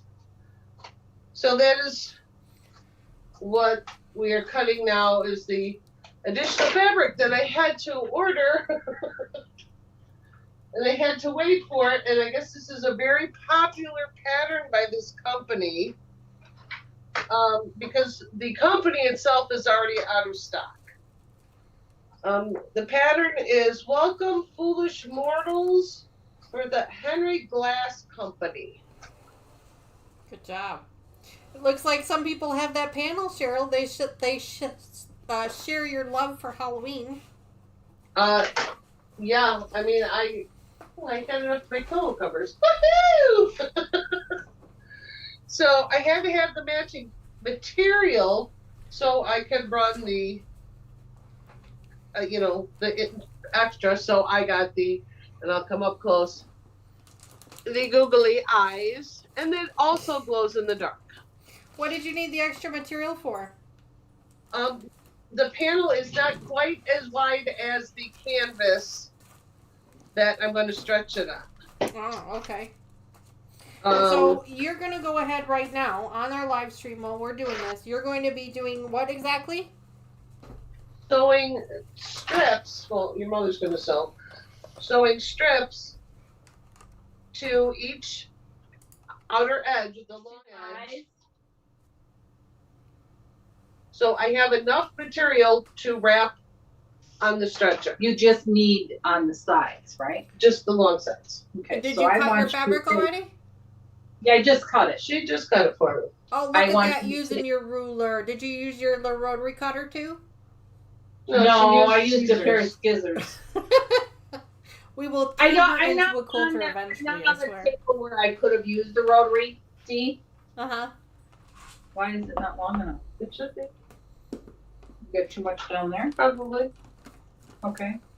Well, while Cheryl and Mom are working on that, we're going to hang out here, friends, for a little while because we've got plenty of time left over. I told you that clue was going to go together super quick. And I think I told you guys a while ago that I've actually purchased a second Tree of Life PMQ that I was doing kind of off camera. It's called Redwood because I absolutely love the colorway, and I had to have it. So I've been doing it off camera. So what I'm going to do is I'm going to put together another clue. I'm not going to tell you a whole lot about it. I'm just going to put it together while we hang out here. But I'm going to put it together while they're sewing up that, and we're going to hang out for just a little bit longer. So if you guys have got some questions for us, or you want to tell us more about the projects that you're working on, we'd love to hear more about those while we hang out here and we work on some fun stuff. Because after all, this is not only just a quilting channel, but it is also a sewing channel, and it is also a friends channel. first and foremost. So let's hang out. Let's tell me what you guys are working on. How was your weekend? You guys are doing anything fun and exciting? Are you ready for fall? I know I am getting really excited for fall. Chloe, hi. I'm sorry. I know I saw you come in. Welcome to the channel. Happy Saturday evening to you. I hope you're well. So I'm going to go ahead and put together, I'm on clue 5 right now of this one. So I'm going to put that together while we're hanging out here. They're going to those ladies are going to tell you a little bit more about what they're doing. Mom's playing with her rulers. She's never used them before. Lots of fun there. I'm going to go ahead and turn off my Zoom camera and put that away so you guys don't have to look at that anymore. There we go. I'm going to pop that up there. Mom said she's got a question. Mom, what is your question? So, I'm new to this quilting thing. I know, and we're going to make you a quilter if it kills us. And I have these funky little rulers here. Funky little rulers. And I have to tell you, I have a huge assortment of these funky little rulers. Is that made you buy the value pack? Yes, made me buy an assortment pack, and that's wonderful. I'm pleased. This was not the first time I used this particular ruler. Oh, well, that's good. I don't know that I use it the way it's supposed to be because nobody's taught me really how. But I used an upcoming video. I used it to cut the panels for my chairs that I'm reupholstering.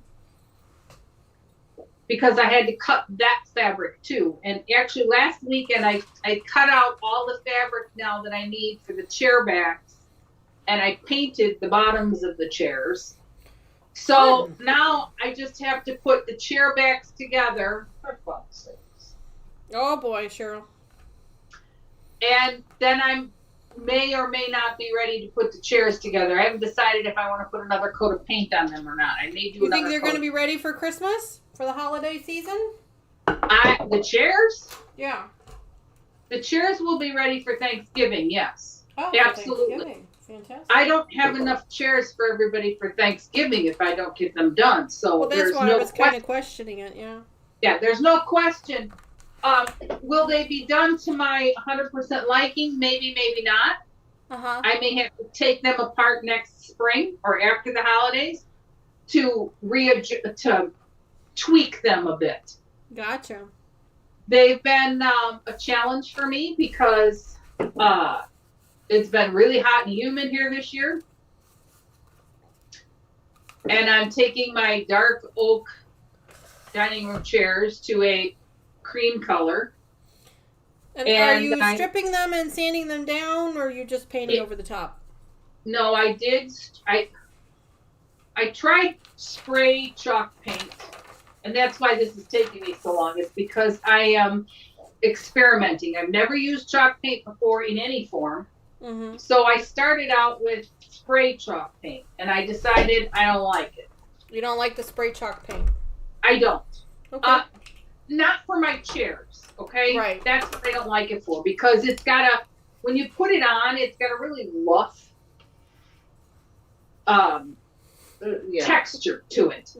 So you have to sand it down, put a clear coat on it, or wax it, or something. And I don't like the whole, I did a curio cabinet where I did chalk paint and I did wax, and I don't care for that either. No, I wouldn't have cared for that myself. So I changed my direction, and initially I bought a paint sprayer. Mom, I'm sorry to interrupt you, but I just want to say Susan's on her way heading out. She's got another Zoom call. So Susan, we just want to thank you again for hanging out with us today. We really appreciate it. You can catch the replay to watch the very end after you come back. So I really appreciate that. Thanks so much for hanging out with us. Sorry about that, Mom. Didn't mean to interrupt you. I'll catch all the other comments here as soon as you're done telling us your story. That's okay. So I bought a sprayer, and your sister helped me spray paint my patio furniture. Oh, that was nice. And I decided the sprayer takes up too much paint. Yeah, they do. They use a lot of paint. Yeah, they do. You dilute it and you spray it, but it's my first time. Yeah, and I thought, well, maybe I could do that with these chairs. And then I said, no, I'm just gonna paint them. So that's what I decided to do. And I, because it's been hot, I wasn't able to paint them outside. Uh-oh. Okay, Hang so it on, was Mom. cool outside. What? Naomi says, hug your fur babies extra tight for me. Had to put that mine down last Monday.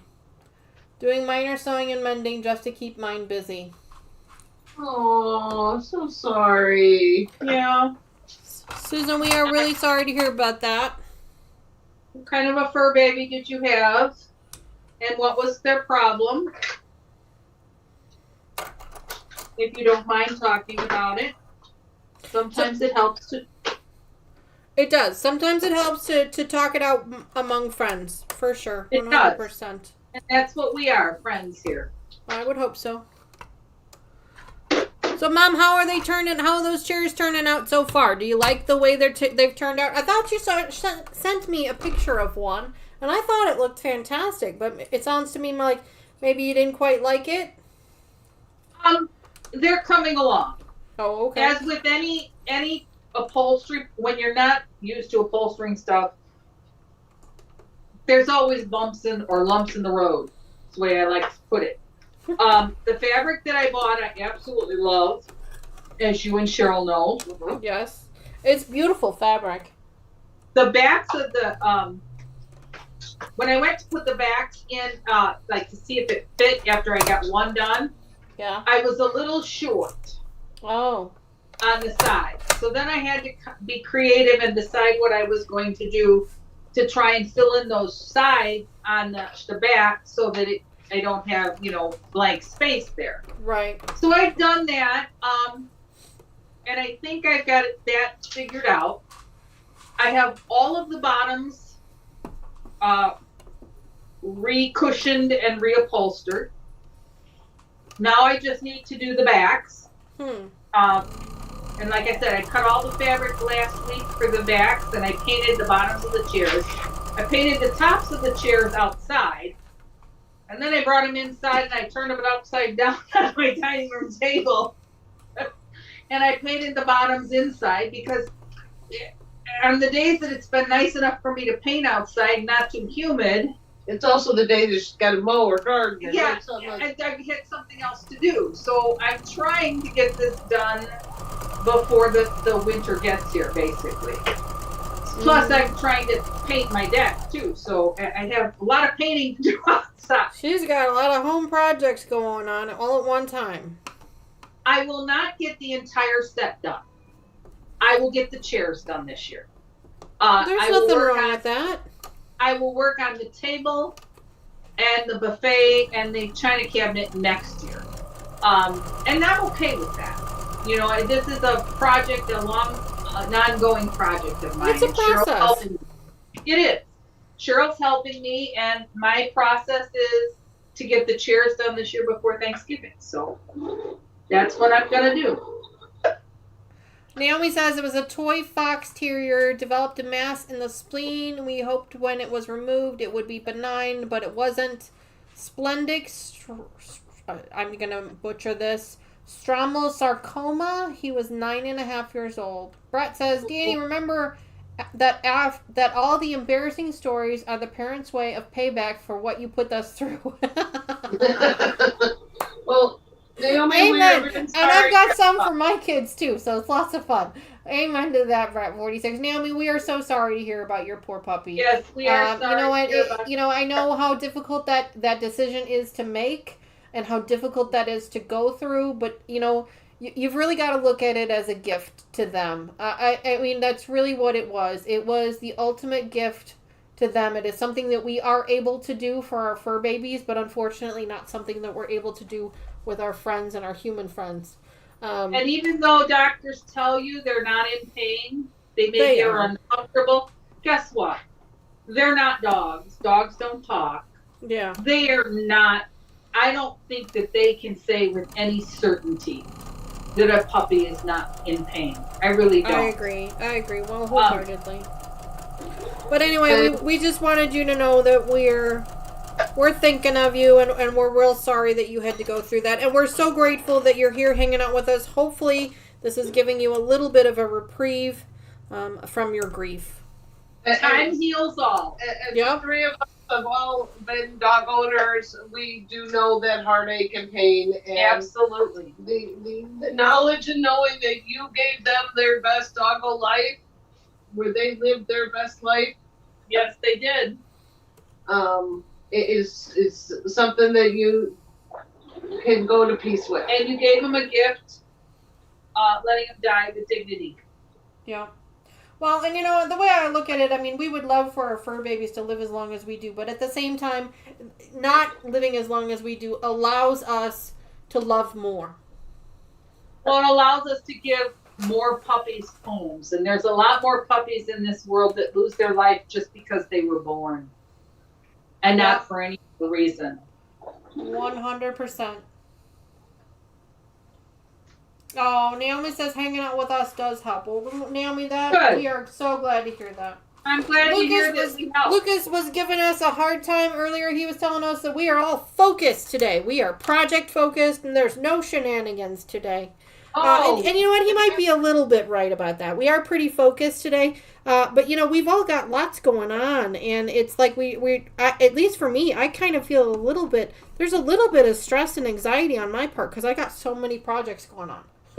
I've taken on a little bit too much, I think. And so I need to kind of get through it. So I'm taking every opportunity I can to work through it. So that's where I'm coming from. I have to agree with you, Dee. I've had a lot of projects this year. I wasn't sure this was the right year for me to learn how to quilt because, you go through, with home ownership, all right, Snoopy, I'm on my way.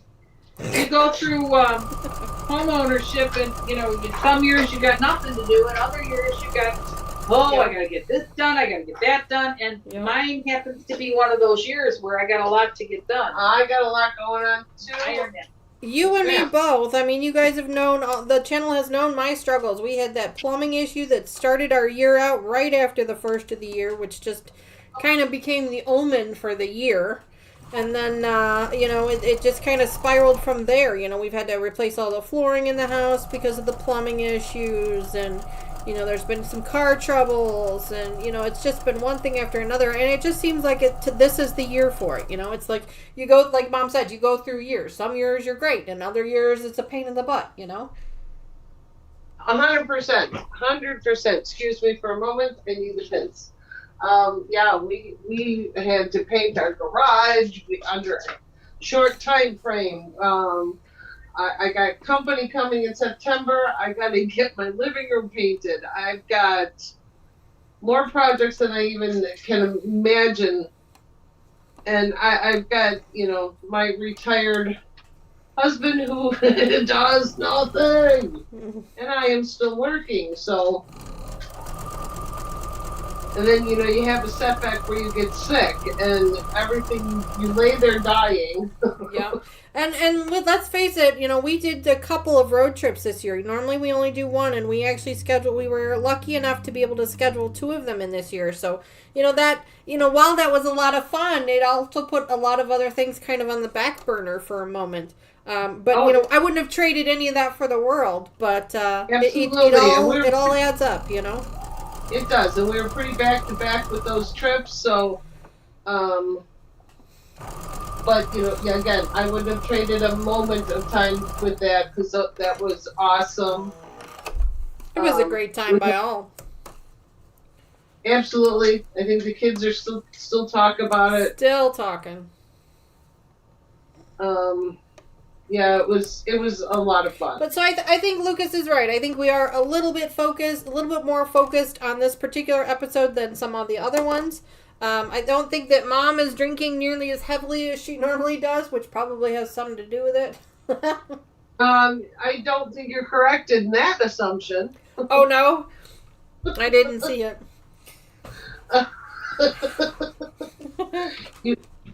You haven't heard the crackling hiss of the cans? No, I have not.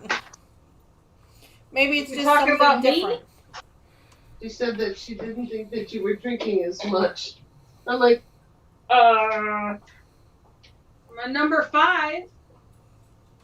Cheers. So Terry, our moderator, says has her own channel, and she says she's put up a montage about her fur babies on her channel. Make sure you go check out her channel. If you do !Terry in chat, it'll give you a link. At least I'm pretty sure we have one. If we don't, Lucas will take care of that for us real quick. Awesome. Terry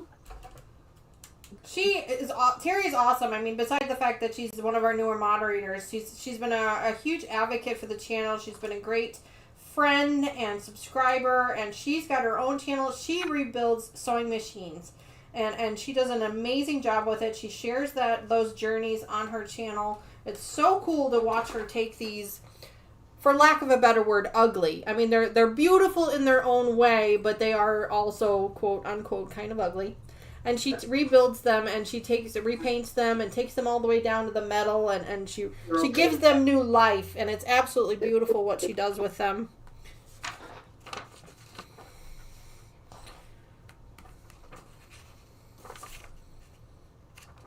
Did either one of you ladies happen to mention that I lost my own fur baby last week? No. I did not. I figured if you wanted to mention that on your own, that was up to you. I am missing fabric. Huh? I said, I am missing fabric. Uh-oh. Oh, no. As you all may know. No, I am not missing fabric. I am just a dummy that sewed the wrong pieces together. Alrighty then. Yep. Well, there you go. Yep, I'm not missing fabric. Sorry, Cottoncuts. I didn't mean to falsely accuse you. It just means that I am once again a dummy and I have to pull out the divorce lawyer. Uh-oh. You keep chatting. I'm going to go over here and pull out the divorce lawyer. I've had Molly up here by me many a times as our, Hi, Carrie. By the way, sorry, didn't mean to interrupt you. Hi, Carrie. Welcome to the channel. Who's our sewing mascot? yeah, kind of. Molly Bear. But my little Molly, my little Shih Tzu, we found out, about a week ago that Yeah, it happened pretty quickly. it did. Well, she started getting sick in May, but we didn't know she was sick. I didn't know what was wrong. She'd been to the vet. He was like, no, she's emptying everything. Everything looks good. He wanted me to give her more fiber.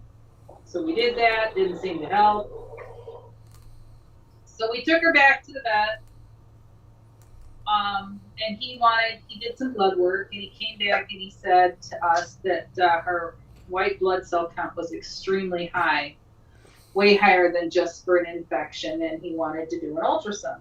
He had done some x-rays that day also, and so we did. And then he was on vacation for a week, and Your vet was on vacation. what?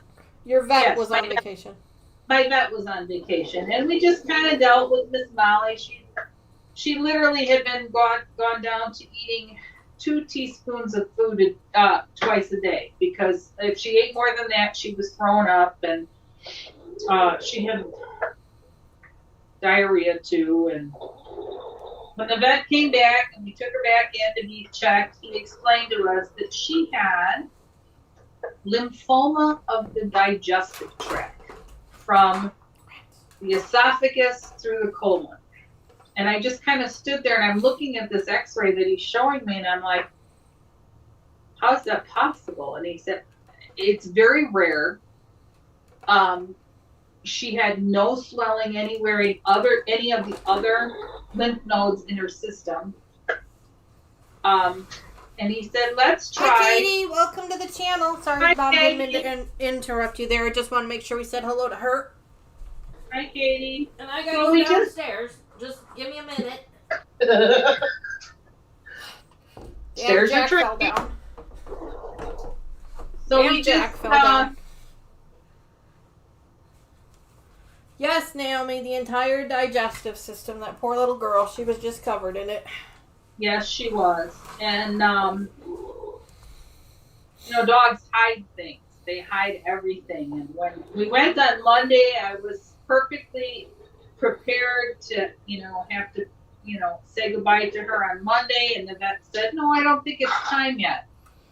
I think we need to try some steroids, see if we can't get the lymph nodes to shrink. He said, I think that might help.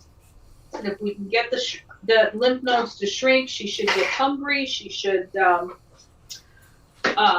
able to eat a little bit more. And I was like, oh, all right. Well, this is the professional telling me this, so let's do this. Yep. We gave her steroids Monday, Tuesday, and Wednesday. And she did get hungry. She was eating more. She seemed to perk up a little bit. And Wednesday night around 10:30, she started vomiting everything she had eaten since Monday night when we brought her home. Yeah, nothing had made Little its way bit through here. her Every system. few minutes she was vomiting. And then the next morning, Thursday morning, my husband called me at work, and he doesn't ever call me at work, and said, I'm sorry to call you, but when I went to the store and I came back, there was Molly had diarrhea all around the dining room, and there's several spots that's just pure blood. And I went, then it's time. It's time to say goodbye. Yeah. And so we said goodbye to her on Thursday afternoon. My vet, of course, was out of the office again that day. So he did get in contact with me again Monday this week and said, he said that he had seen that what had happened with Molly. He thought it was the best thing. He also said he thought that something had occurred that caused the internal bleeding. It's never easy to say goodbye. Never. No. She had an excellent life with my husband and I here, and with Miss Tony, my granddaughter. So you had Molly, a rough beginning before you had her. She did. Molly was certifiably abused, according to my vet. We don't know for certain, but based on the evidence that the vet could see. Yeah, she had a broken rib. Literally a rescue out of a parking lot. This poor baby was walking around a parking lot. Yes, she was. So she did. She had a very good life. She was my baby girl. She was Tony's daughter. Danita's daughter, Tony. She was her baby girl from the time I brought her home. Soon to be Lucas's problem. No. That's right. That's right. And I used to pick up these girls after school and bring them home for dinner. So after school, every day after school, Tony would come over. Thank you. You're welcome. And poor Molly, her feet never hit the floor when Tony was here. Tony walked in the door and she would pick up that little girl and she would walk around with her constantly. And then when Tony went away to college, Molly would sit at the door waiting for Tony to come home. And a couple of times I had sent Tony a text message or a video of Molly because I'd go, honey, Tony's not coming. And she would just react like nobody's. I got to the point where I couldn't say Tony's name in the house. Yeah, you couldn't because she would go crazy. Like she would. She'd get so excited thinking that Tony was coming. She would react to the name Tony. Yeah, she would. Yes, she would. So. Yeah, and so yes, so Tony is sharing in that grief and that loss along with you. Yes, we know she is, and she's working through it the same as you are, and the same as Naomi is, and anyone else that's lost a fur baby. Better than I thought it was going to. Let's iron it.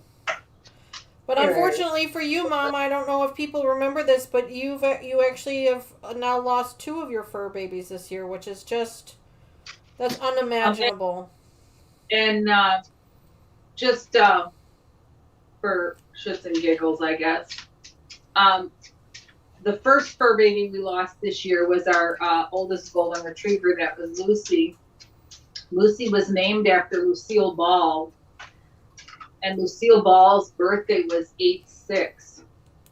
And that Monday that we took Molly to the vet was, I believe, 8/5. And I did not want to put, although I thought it might be the option from the doctor, I did not want to, I was like, I can't do this. I kind of, You know, when people pass away, whether it's fur babies or people, we go to the land of, our faith or whoever it is we believe in. And I went to the land and I told Lucy, I said, you can't have her yet. You cannot have her on your birthday. I'm not going to do that. Hi, Tammy. Welcome to the channel. I didn't see you sneak in there for a second. I apologize. Welcome to the channel. We have finished up our clue 7, and we're just working on some miscellaneous stuff now. I actually have a second Tree of Life project that I'm working on over here, except I screwed it up, so I got to pull it all apart again. And Mom and Cheryl are over there. They're working on a panel that Cheryl purchased that she's going to be stretching and mounting on a frame, so they're adding some additional material to the end of it, because they need it to be a little bit bigger. And we're also talking about my mom has lost her fur baby just recently, and so did one of our subscribers, Naomi. Yeah. And I've got a fur baby that just joined me. I don't know if you saw her sneak in here, but she's decided to hide. So I don't know if is it raining, Ma? I don't know. I don't think so. We had one of my fur babies come in with us too. Gracie's underneath the table with us. Yeah, so usually the only reason that Addie would join me underneath the sewing machine, because she does not like the sewing machine. The only reason she's going to be in here is if there's either someone's lighting off fireworks or it's raining. Would be the only reason. So, well, and like anyone else, if you have multiple fur babies, your fur babies suffer when you lose a fur baby. Yeah. We were lucky with Lucy that in the sense that she died here at home. So everybody got to say goodbye. Even the puppies got to say goodbye, and they understood what happened. But with Molly, she did not die here at home. So you left the house with her and right. come home with her. Correct. And so Miss Grace, who is my golden retriever that we have now, Miss Grace is missing Miss Molly terribly. And I think she's waiting for part of her to come home. Snoopy, on the other hand, and we all know he's just a crazy little dog. He's my beagle. He, I think, is enjoying the fact that Miss Molly's not here. Only because which is not now funny, but it kind of is at the same time. It is kind of funny. If you knew the relationship that him and Molly had, Molly was always kind of bossy. Yeah, very bossy. That's a good word, Cheryl. Yeah, bossy. Yeah, that's a good word. Bossy was a good word. And it's better than some of the other words. Yeah, bossy was a good word. Bossy was a good word. And she was very bossy, especially with Snoopy. She was the littlest, yeah. So she was setting the groundwork. Well, it's kind of like mine. My 3 fur babies. My littlest one, she's a whole whopping 8.5 pounds. And we joke that she's the 200-pound dog stuck in the 8-pound body. That's right. Yeah, for sure. Molly was ruled the roost here. And now we've got Snoopy's the oldest now, and Snoopy's not a ruler. He will never rule the roost. No. And Gracie's a little bit too young to rule the roost, so she's not quite sure what to do. They're going through the motions right now. That's Bless right. their hearts. Bless their hearts. But yes, we will persevere. We will remember our fur babies, and I would never change a thing. Never. Mm-mm. That's my baby girl. Katie says that she recently lost one of her cats, and Katie, we're sorry to hear that as well. Oh, sorry to hear that. Absolutely. Matters not what species of fur babies you have. No, it does not. It could be a turtle for all we know. That's right. They're all the same. No, never easy. Never easy. Nope. I'm going to ask a fabric question. Sure, we can. I'm not an expert. We've got the experts in chat, so they can answer the question. But sure, what's up? So you get fabric that's got factory crease lines. Mm-hmm. Oh, how do you get rid of that? Well, I use either starch or the spray bottle that Mom's got there. She's got 2 of them. One of them's starch, one of them's water. Uh-huh. I use those in a really hot iron. Okay. Usually the starch for me gets it out, but you got to be careful with starch because it can shrink fabrics. That's what I do. Some people use other. Can't you use a wet cloth too? You can. I use the spray bottle, the same as the wet cloth. That's what I use. Okay. Do you think it'll harm the glow in the dark? Yeah. That's an excellent question, and I don't know the answer to that. Friends in chat that are experts on fabric, will the heat of the iron affect the glow in the dark portion of the fabric? The paint. I assume it's a paint that's on there. I assume that's not actually a thread. I'm assuming that's a paint of some kind.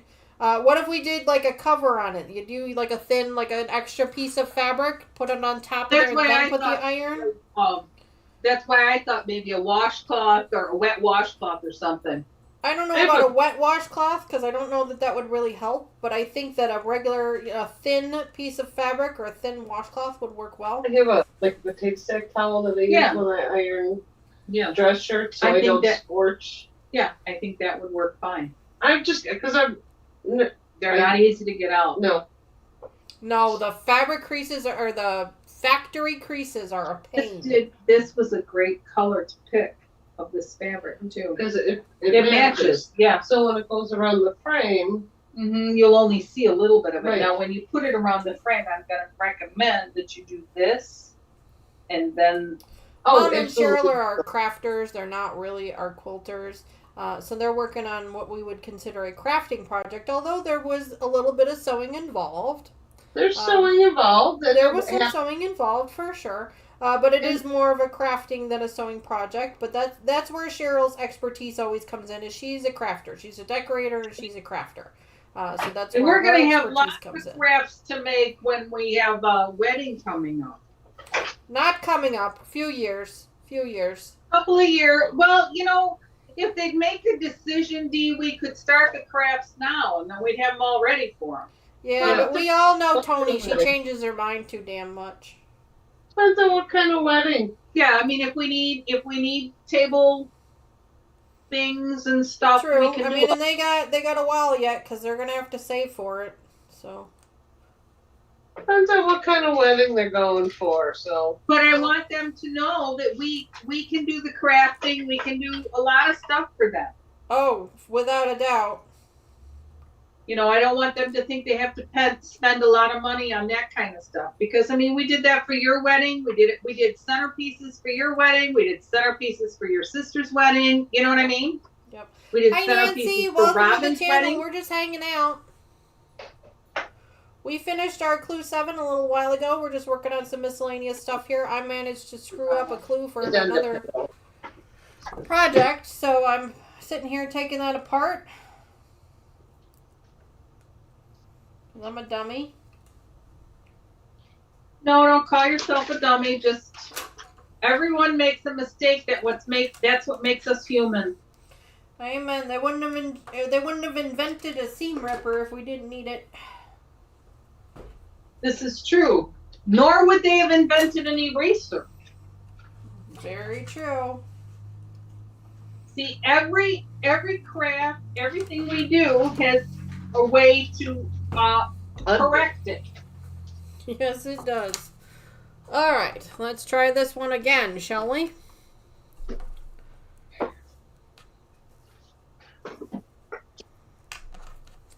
We might do a bigger one next year. Addie, Mommy's got to put her feet there. So can you move out of the way, baby girl? You can move, babe. No, at least not this year. I couldn't. I don't think that will be coming up. I might be. Hi, Fern. Welcome back. I'm thrilled. Good. And I'm thrilled that I decided to look into the eyeball. That's the fun part is I can just look into because I'm the bottom of the material. Mm-hmm. My fur baby has decided she wants to sleep right on top of the pedal, and that's not safe. So I'm trying to get her to. So I googled that. You're shaking, so something must have happened. Around, you don't see this part. No, the thing was fine. Was fine. It was just. You're okay. I barely had enough to make the. Right there is fine. Pillow or two for the. You just lay right there. Right there. Or if you need some fur. I have extra fabric of the. Because I had to make the strip. What the heck happened? What are we talking about over there? I'm sorry I wasn't listening. I was attending to a fur baby myself. I had No. When we went and bought the fabric for my chairs. Right here. Yes, we just kind of guessed. We kind of guessed. And I have 6 dining room chairs. Uh. And then I have 4 additional chairs that I inherited from my mom's kitchen set that we use on occasion for the holidays. I don't use them all the time, but for the holidays I use them. Right. And they have just a seat cushion on them. And we tried to buy enough fabric so that I would be able to do all of the seat cushions, my 6 chairs and all the others in the same fabric. Right. Well, as it ended up, I'm going to have more fabric of the backing on the chairs than I do for the bottoms. So I think I got enough of... Lay down. It's okay. Table runner. Yeah, but I think I have enough of this fabric. Isn't that beautiful? To do the other 4 chairs versus the... and I don't know if you can tell what this fabric is in these strips, but this fabric... Is that gorgeous too? Because the seats of my dining room chairs will be in this fabric. Yeah. And it matches the leaves on the chairs. Right. So, I think I got, and I don't care one way or another if I have to do the other chairs in the lighter fabric. Right. We don't use them as often. Right. So Well, they would be a nice accent to the room too if they're not the same. You know, they'll be nice, Correct. like an accent pillow almost kind of thing. Correct. So I'm kind of excited because they're getting close to being done. Your stepdad D had, I found it amusing the other day. He went out to the dining room and he was pushing on the bottoms of the chairs and he's going, "Oh, they seem a little cushier." I go, "Well, put new batting on them. Those I didn't." Didn't you replace the cushions? Yeah. I didn't replace the foam on those, but I did put new batting on them. And the batting truly made a huge difference in it. The backs of the cushions, because dining room chairs have backs on them, I took the old backs cushion off and I did replace that cushion. So they'll be a little pushier on the backs when you sit down, but nice. Yeah, I think they'll be nice when they all are put back together. When they all come back together, yeah. Oh, yeah. But it's, you know, projects like that, when you take everything apart, there's a level of anxiety there because you're like, oh crap, what did I get myself into? Yeah, absolutely. You know, like, couldn't I have just done one of these at a time so they didn't all look so horrible? Like, yep. I get it. I understand. And you know, Dee, this is the second time I'm doing this with this dining room chairs. And the first time I didn't paint them, all I did was reupholster them. And I really liked when I reupholstered them. The first time I thought they came out great. But I'll tell you, I go to land of, geez, I don't remember being this hard the first time around. And going Fern had to take off, so we just want to take a quick second to thank her for being on the channel. She did ask us when the last time we changed our needle out was. So you see I took a drink there. I don't have anything to drink. We totally missed that, so I apologize for that. And thanks so much, Fern, for hanging out with us. We'll see you tomorrow morning for our 10:30 a.m. live stream. 10:30 tomorrow? 10:30 a.m. Mama's sleepy. This mama gonna be sleeping. I don't know if I'll be sleeping at 10:30, but I'm not sure I'll be. I have a place to go tomorrow, so I'll be leaving soon. That's all right. Did you guys finish your project? Are you guys all done? Yes, we're all done. We're all done. Awesome. And I quite possibly, I might be able to finish this in this couple days, my entire project. So I will be posting on the Facebook page. Oh, exciting. Yeah. Photos. Do you have a photo of the frame initially that you bought? Not really. I mean, Okay. it's a total, very generic brushed silver metal frame, totally generic. Yeah. And it had a ugly. You saw the ugly. I saw the ugly. It was very, very Ugly. bad. So ugly. Painted pink floral canvas. And you saw the size of this panel. So it is a big frame. My husband is afraid of where I'm putting it because it is so big. Where are you putting it? It's actually going in my hallway. Okay. You're not gonna put it out like for people to see in the No. dining room, or like in the front window or anything? For Halloween, I might put it but it will be a permanent Permanent art I love it. installation in my Oh, so hallway. you're gonna make it a permanent decoration. I assumed it was just a holiday thing. That's awesome, Cheryl. No, it will be a permanent installation decoration in my hallway. That's exciting. I want her to take pictures of her laundry room because she has decorated it all for Halloween. Yeah, well, it's a Permanently. permanent decoration for Halloween. Yes, it's a permanent decoration. I think it well, how's this? Maybe not Halloween, but ghoulish. It's a ghoulish. It is. I've got, but it's kind of cool. It looks kind of cool. I got one wall. It's all the wall that's got the cabinets and the washing machine and dryer. It is wallpapered, Halloweeny wallpaper.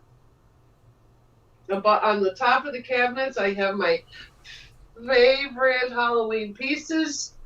Halloween makes me happy, and instead of it pulling out the tubs of decorations, I decided it's my house. I can decorate it how I want. That's right. And we should always have whatever makes you happy in your home. And it should always be visible at all times. 100%. No matter what that Whatever is. it is that makes you smile. That's right. If it makes you smile, put it up. I'm quite amused with it every day. My son shakes his head.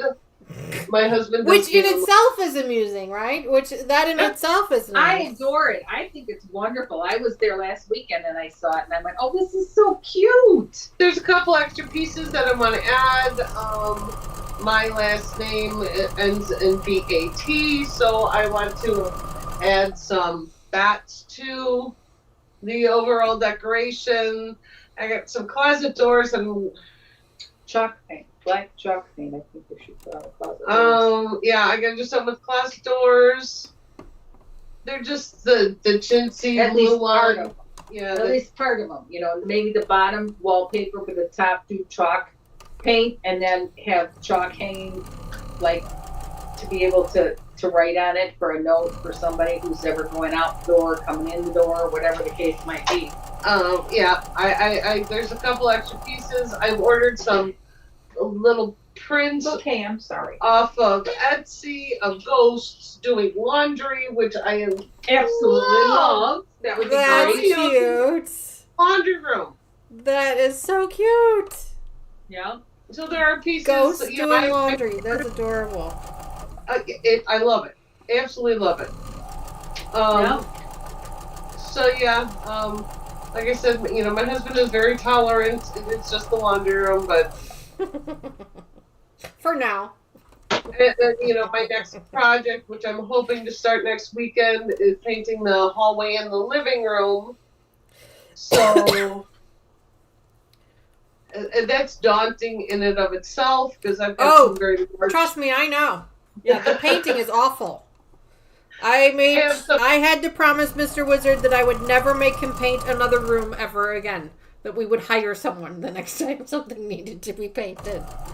See, I don't mind the painting part. I mind the prep work. Getting the furniture out of the way, covering the floors. The whole thing was just awful. And we did 3 rooms at a time at the same time. We didn't just do one room, we did all 3, so yeah, it's an overwhelming task. It really is. Mm-hmm. So yeah, I'm gonna start in the hallway to make sure that the color I've chosen works, and we'll go from there. Right. Yeah, and once I'm done with the dining room chairs, I have to paint in the dining room and decide what I'm going to put back up on the walls and what I'm not, because I'm trying to simplify things a little bit and make things more homey. I agree with you, Mom. That's kind of one of the things I've been trying to do myself in our home is just kind of simplify things, you know. Get rid of a lot of the knicky-knack things that really are just more things that you have to clean.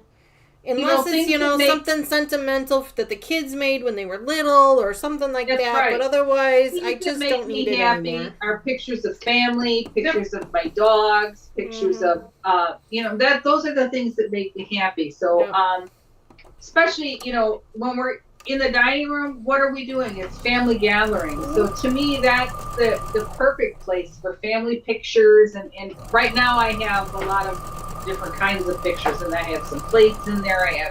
And I'm like, I'm 20 years I've had plates in there. I'm tired of the plates. I want to see pictures of my grandkids.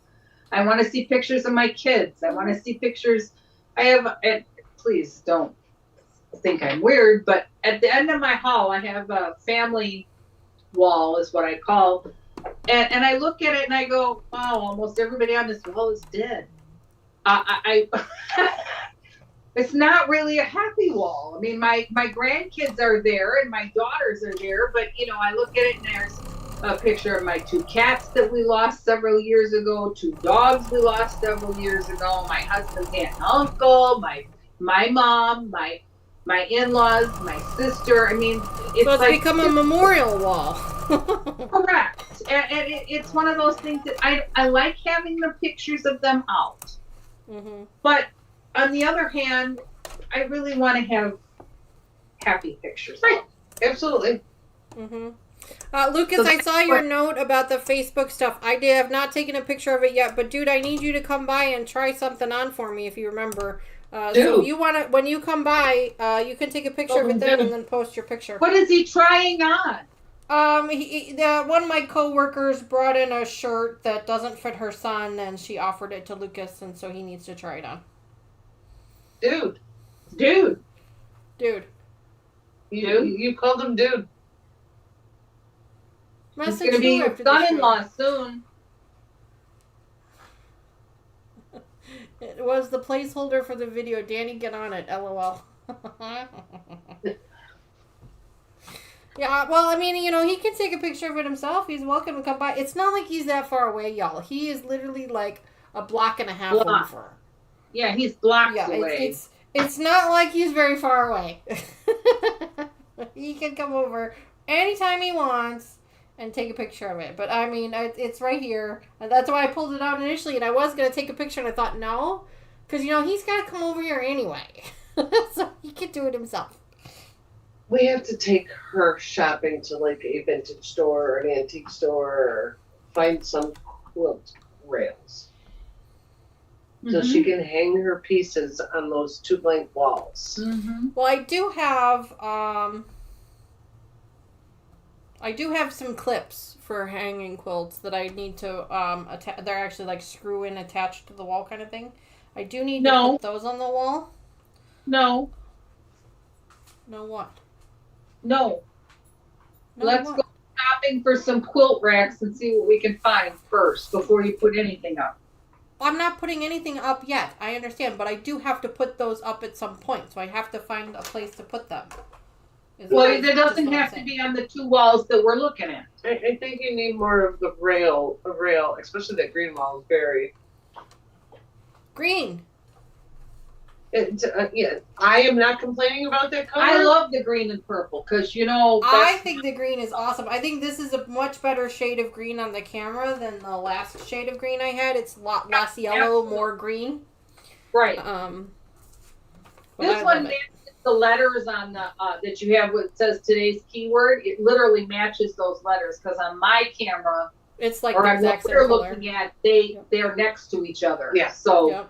Yep. And I love lime green and purple. My favorite. I'm not opposed to it because that is the color of one of our cars. Yes, I know. And when I came, Terry is absolutely right. They're giving me crap in chat about my social media. They're telling me because Lucas forgot to post a picture of his clue on Wednesday, and so they're giving me crap in chat. They're telling me I really haven't been very big on social media lately, and they're absolutely right. I've been a bit of a slacker. I've been too focused on getting those videos out. So yeah, I need to work on that. Naomi says the green is so Dani.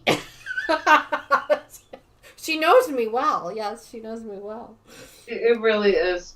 It really I is. love it. Every time I come in here, I mean, the room itself, just being in this room, just having my own room makes me smile. But as soon as I turn that corner from the door and I see this wall, I get this huge, for lack of a better word, shit-eating grin on my face about just how amazing it feels in here.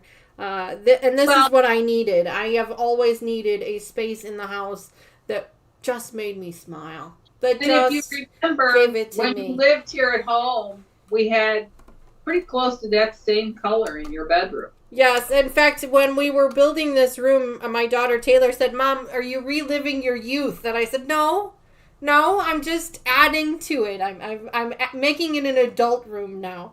It's not But my no, teenage room." That is almost the spot on color that your bedroom, the one wall in your bedroom was. Your whole green. bedroom wasn't.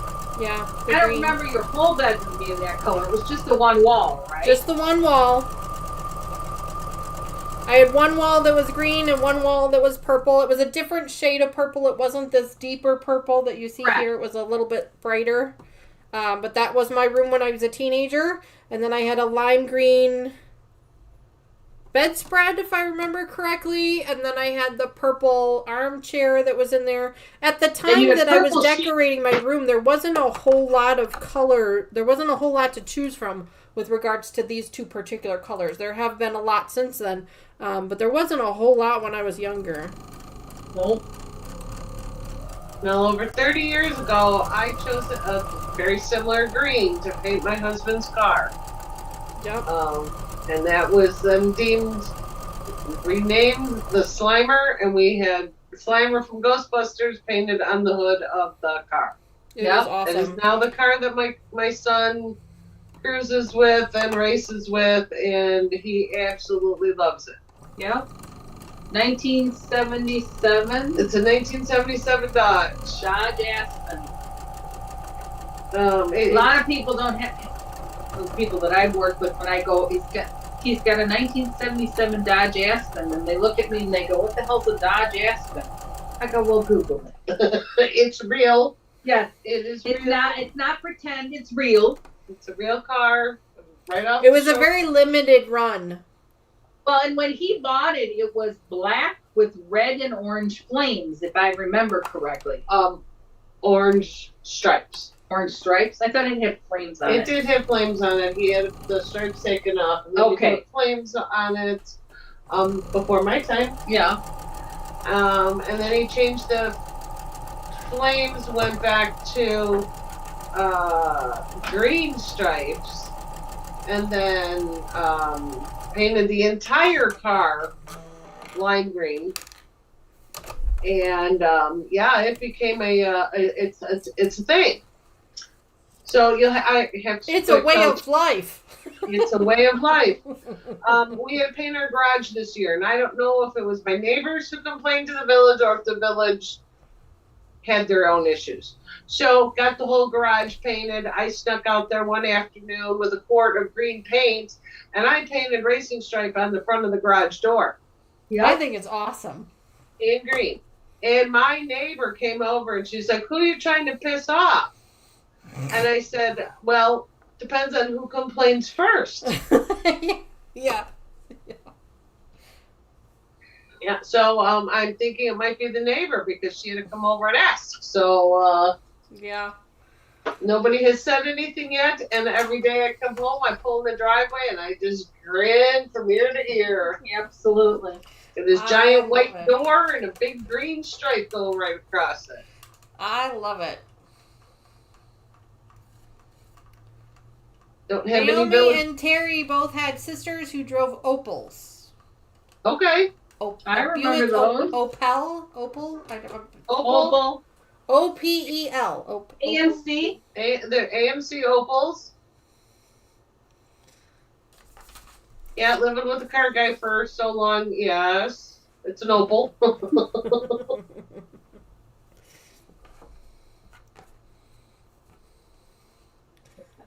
Oh, Linda said needle. Needle. I got nothing to drink. You're the only one that's got anything Dodge. Nancy had a Dodge Charger, black with red and yellow orange strip that glowed at night. That is so cool. neat. That is neat. I have to go get a drink. Yeah, me too. What's it? So time? So Terry. Is that Terry? So Terry, I have to go get a drink too. What does this say? So not an expert. Someone That's what said the man. Oh. Okay. I can't see, so. That's what Maybe you should go get your glasses when you get that drink. They're sitting right here. It's too far away to read with these glasses. Oops. So yeah, no, I'm excited to get my little project going and get my final pieces up on the wall. In my living room, the artwork is Hargrove, and I absolutely love his art pieces. And so I'm always looking for paintings or seriographs of his. Focus a lot on his seriographs of whatever his scenery is, but they've got a car in it. Yeah, I was gonna say vehicles. Yeah. And this one's got a pickup truck that I saw on Facebook Marketplace, and I thought, I don't know if she's got that one or not. I have to look. And I don't know what size you're looking for either. I don't know either. Yeah. I don't know either. I was looking on eBay at some of his pieces, and I'm like, man, I really like this one picture. Really like it. I go home, and I'm standing in my living room, I'm like, oh, I certainly do really like it, because I already have it on my wall. That's why you always double check before you buy. Absolutely. I don't know if anybody's heard of the... 2007. She's got a 2000. Guess who Nancy's got a 2007 Dodge Aspen. I didn't know they made them that long. Wow. Is that the SUV? Nancy, is that the SUV Aspen? They made an SUV. I didn't know that either. It's my husband's. It is. See, I know what I was talking about. It's an SUV. I didn't know they made an SUV. Oh, now I see it. What? Did you not know that it was Elvis's face? What the hell did you think you were putting in your I ears? didn't know. I saw the E. His nose and mouth. She's worn these earrings tonight. Wow. And she didn't realize they were of Elvis's face. Have another drink, Mom. Good It Lordy, was sober. I didn't know what they said, Dee. Lordy. I'm going to try and see if I can pull up a picture I of... love my car. Who's so Terry? What kind of car you got? I think she said a 2006 Monster Tribute. Mazda Tribute. Okay. Let me see if I can find Oh, I'll be right a back. picture of our 77 Aspen. Well, you gotta go. You've got to have a look at my girl. I know, sweetie baby. Like I said, my husband bought it brand new in 1977. I didn't think my kid was going to take to it as well as he did. But, Well, classic cars are cool. Especially when it's got a roll cage in it. oh, it's got all of that. Yeah.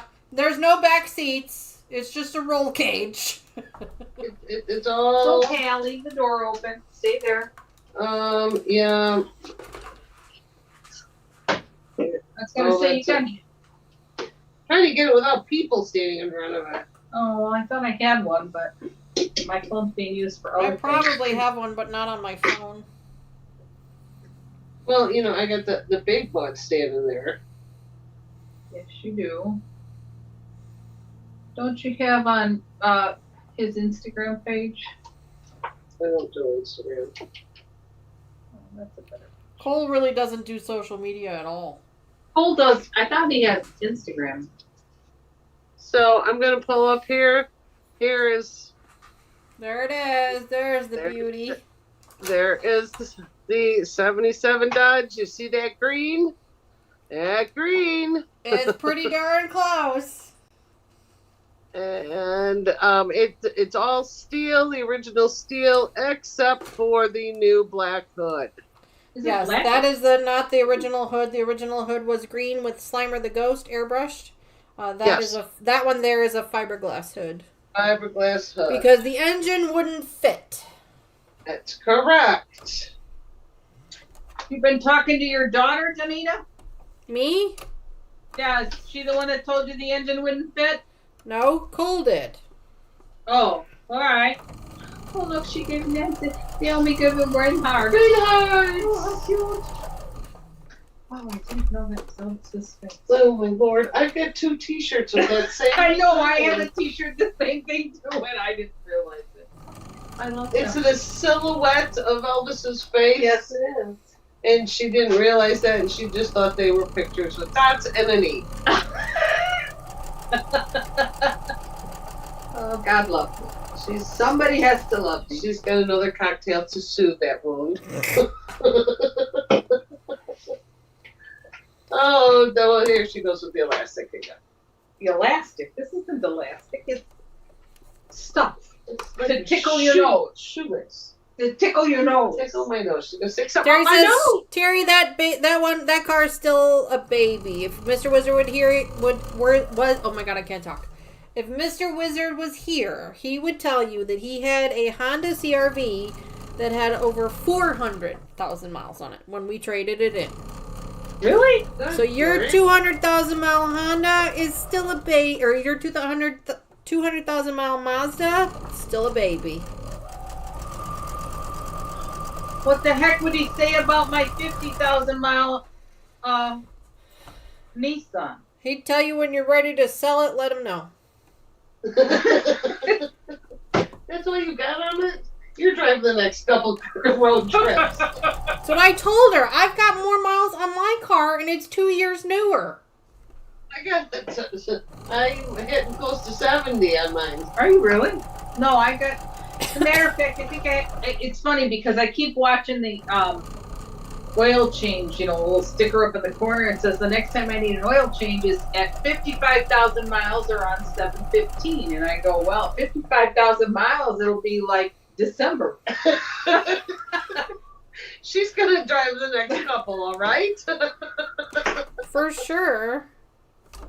Yeah, rack some miles up on that puppy. I don't want no miles on your puppy. I like to be chauffeured. Yours is newer than Mom, I'm happy to drive it. We're just taking it. Yeah, yours is newer than mine? No. Yeah, mine's a 15. Mine's a 17. Dee, what year is yours? A 19? 19. All right. There we go. I've been looking at cars, but haven't made a decision yet. I just kind of know keep what I yours. want, but I'm going to wait for the... What, Dee? I would just keep yours. Nothing Well, wrong I with like it. my car. That is 100% correct. There's nothing wrong with it. Huh? There's nothing wrong with it. No, you're right. There isn't anything wrong with it.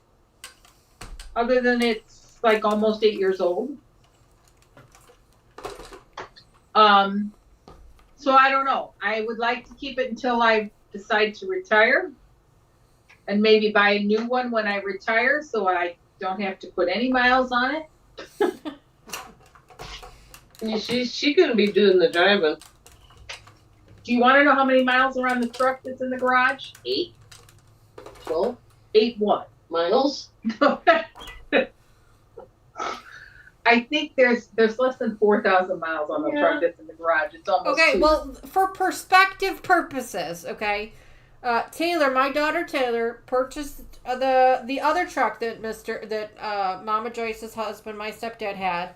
That one was help me out here, Mom. That was a 2008? 2013. And how many miles? And then Taylor just bought it from him last January. How many miles did he have on it? No, it'll be 2 years this coming January, Dee, that she's had it. Okay, but how many miles did she have on it when she bought it from him? I think like 35,000. Yeah. She took it in for an oil change, and the mechanic at the oil change place. Now, mind you, she had a Pontiac before that. It was a 2000. Oh gosh, Lucas, ask Tony. I think it's a 2008 Pontiac. Yes, and it had like 56,000 miles on it. And so that's what she was driving. And then she comes in with the 2015 truck that has, 2013. 2013 that has 30,000 miles on it. And the tech looks at her and goes, "Where are you finding these cars?" And she just laughed and she goes, "Grandpa."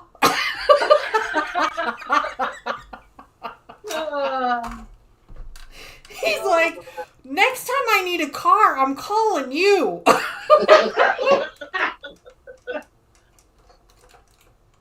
No wonder his buddy asked me how many miles were on my car the other day. Yeah. I have always worked less than 10 minutes from my house. So, prior to April,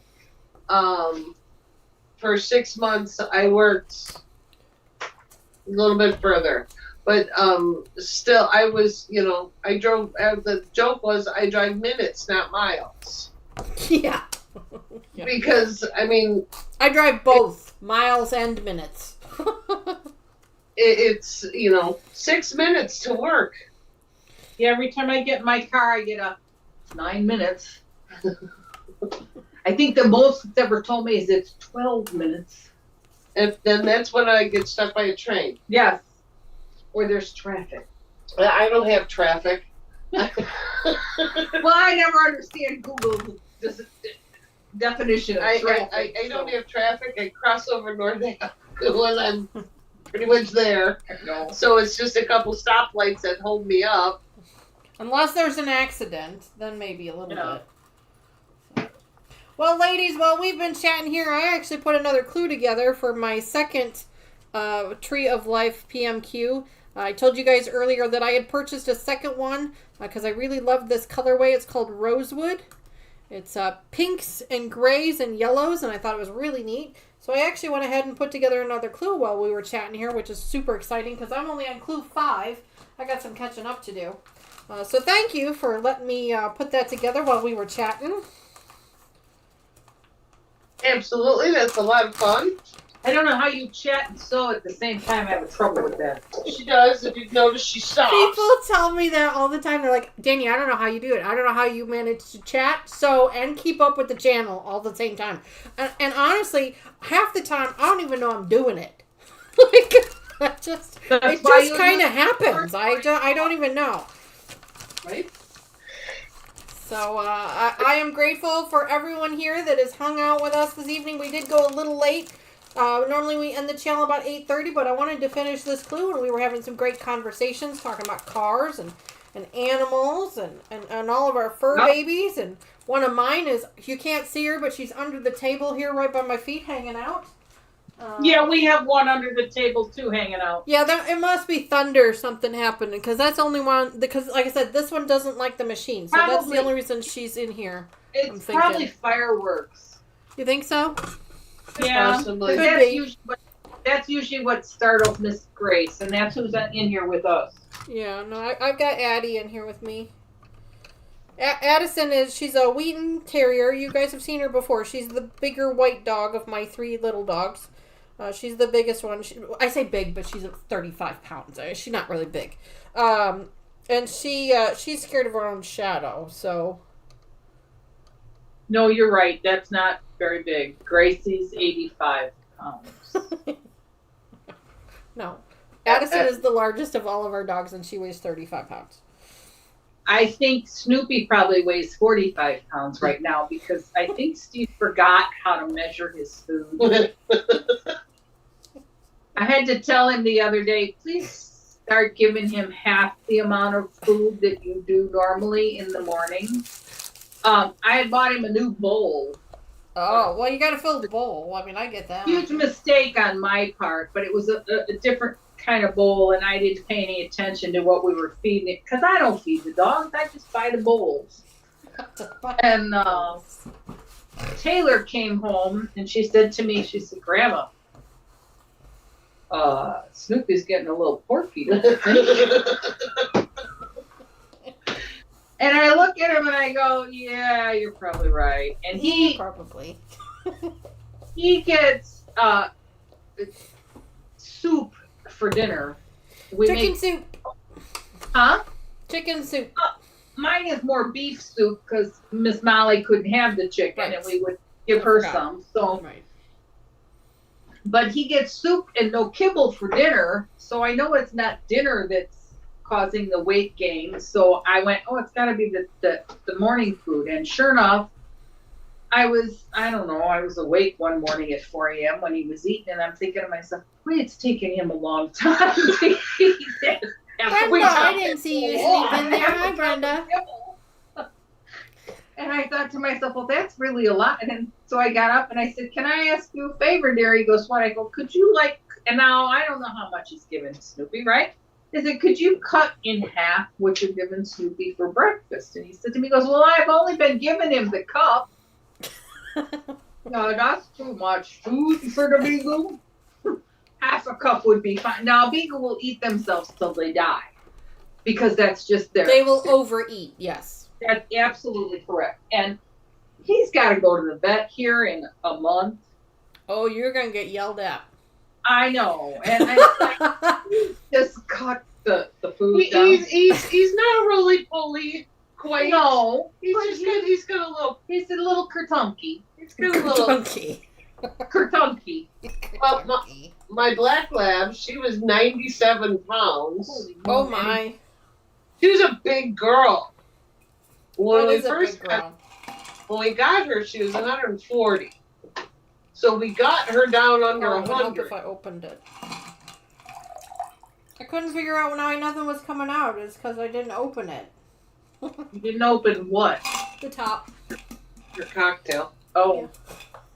Well, people, I asked the vet the last time. Oh my goodness. Terry said her friend has a Great Dane that's 175 pounds. No. Holy But Lord, that's a pony.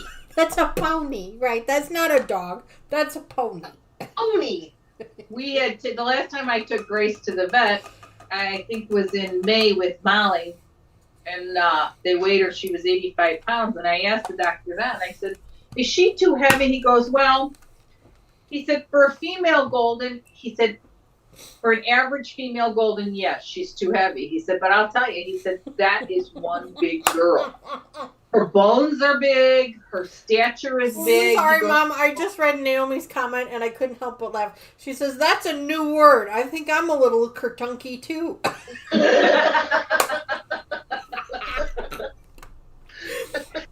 Oh, Yeah, God. I'm sorry. I didn't mean to interrupt you, but that was just so funny. Oh, Kentucky, that's a good one. Yeah. I always call him, and I don't know why I call the beagle always. I call him Kertunky. I just. Oh my gosh! And now they're gonna start a trend. That's what's happening right now in chat. That's it. Kertunky's now a word. That's right. There's nothing We'll be wrong in with Webster's by next week. Yeah, it's nothing wrong with being a little Kertunky. Oh, too funny. And we're really good about making up words too. Oh. So anytime you're stuck, Let us know. let We'll us help. know. We'll help. 100%. Especially Cheryl. She is all about. Next time the key word is kertunky. Yeah. Dee, do you remember what a mim-mim is? Mimims. Oh, the mim-mims, yeah. Do you know what a mim-mim is? But it's like the like extra fat or whatever on the chicken. Yes, absolutely. That's what a mim-mim is. Or beef. I don't eat pork. That's gross. But you know when you bite into a piece of fat that you just can't get down, and your mouth goes. Oh my God, she's got an explanation for it. I thought it was just a word she made up. There was actually a reason behind it. There's a reason for it. It's a minion. Wow. Too funny. Well, Mom, I hate to cut you off here, but I feel like we have been at this for a long time, and I know more Cheryl needs to get home, and we've got a live stream tomorrow morning we got to get ready for. And I think our subscriber friends are dropping like flies because they're all getting ready for bed themselves. So sorry. There you go, Nancy. Nancy says, "I'm Kertunky from Kentucky." Kertunky. There you go. Kertunky from Kentucky. That's awesome. That is awesome. Terry says, "LOL, Nancy wins." Thank you all for indulging in all of our chatter tonight. Yep. And our Elvies. Yes. We celebrate the king. Celebrate the king. That's right. Yep. WCB. TCB. Never mind. Whatever you just said. TCB and Oh my god.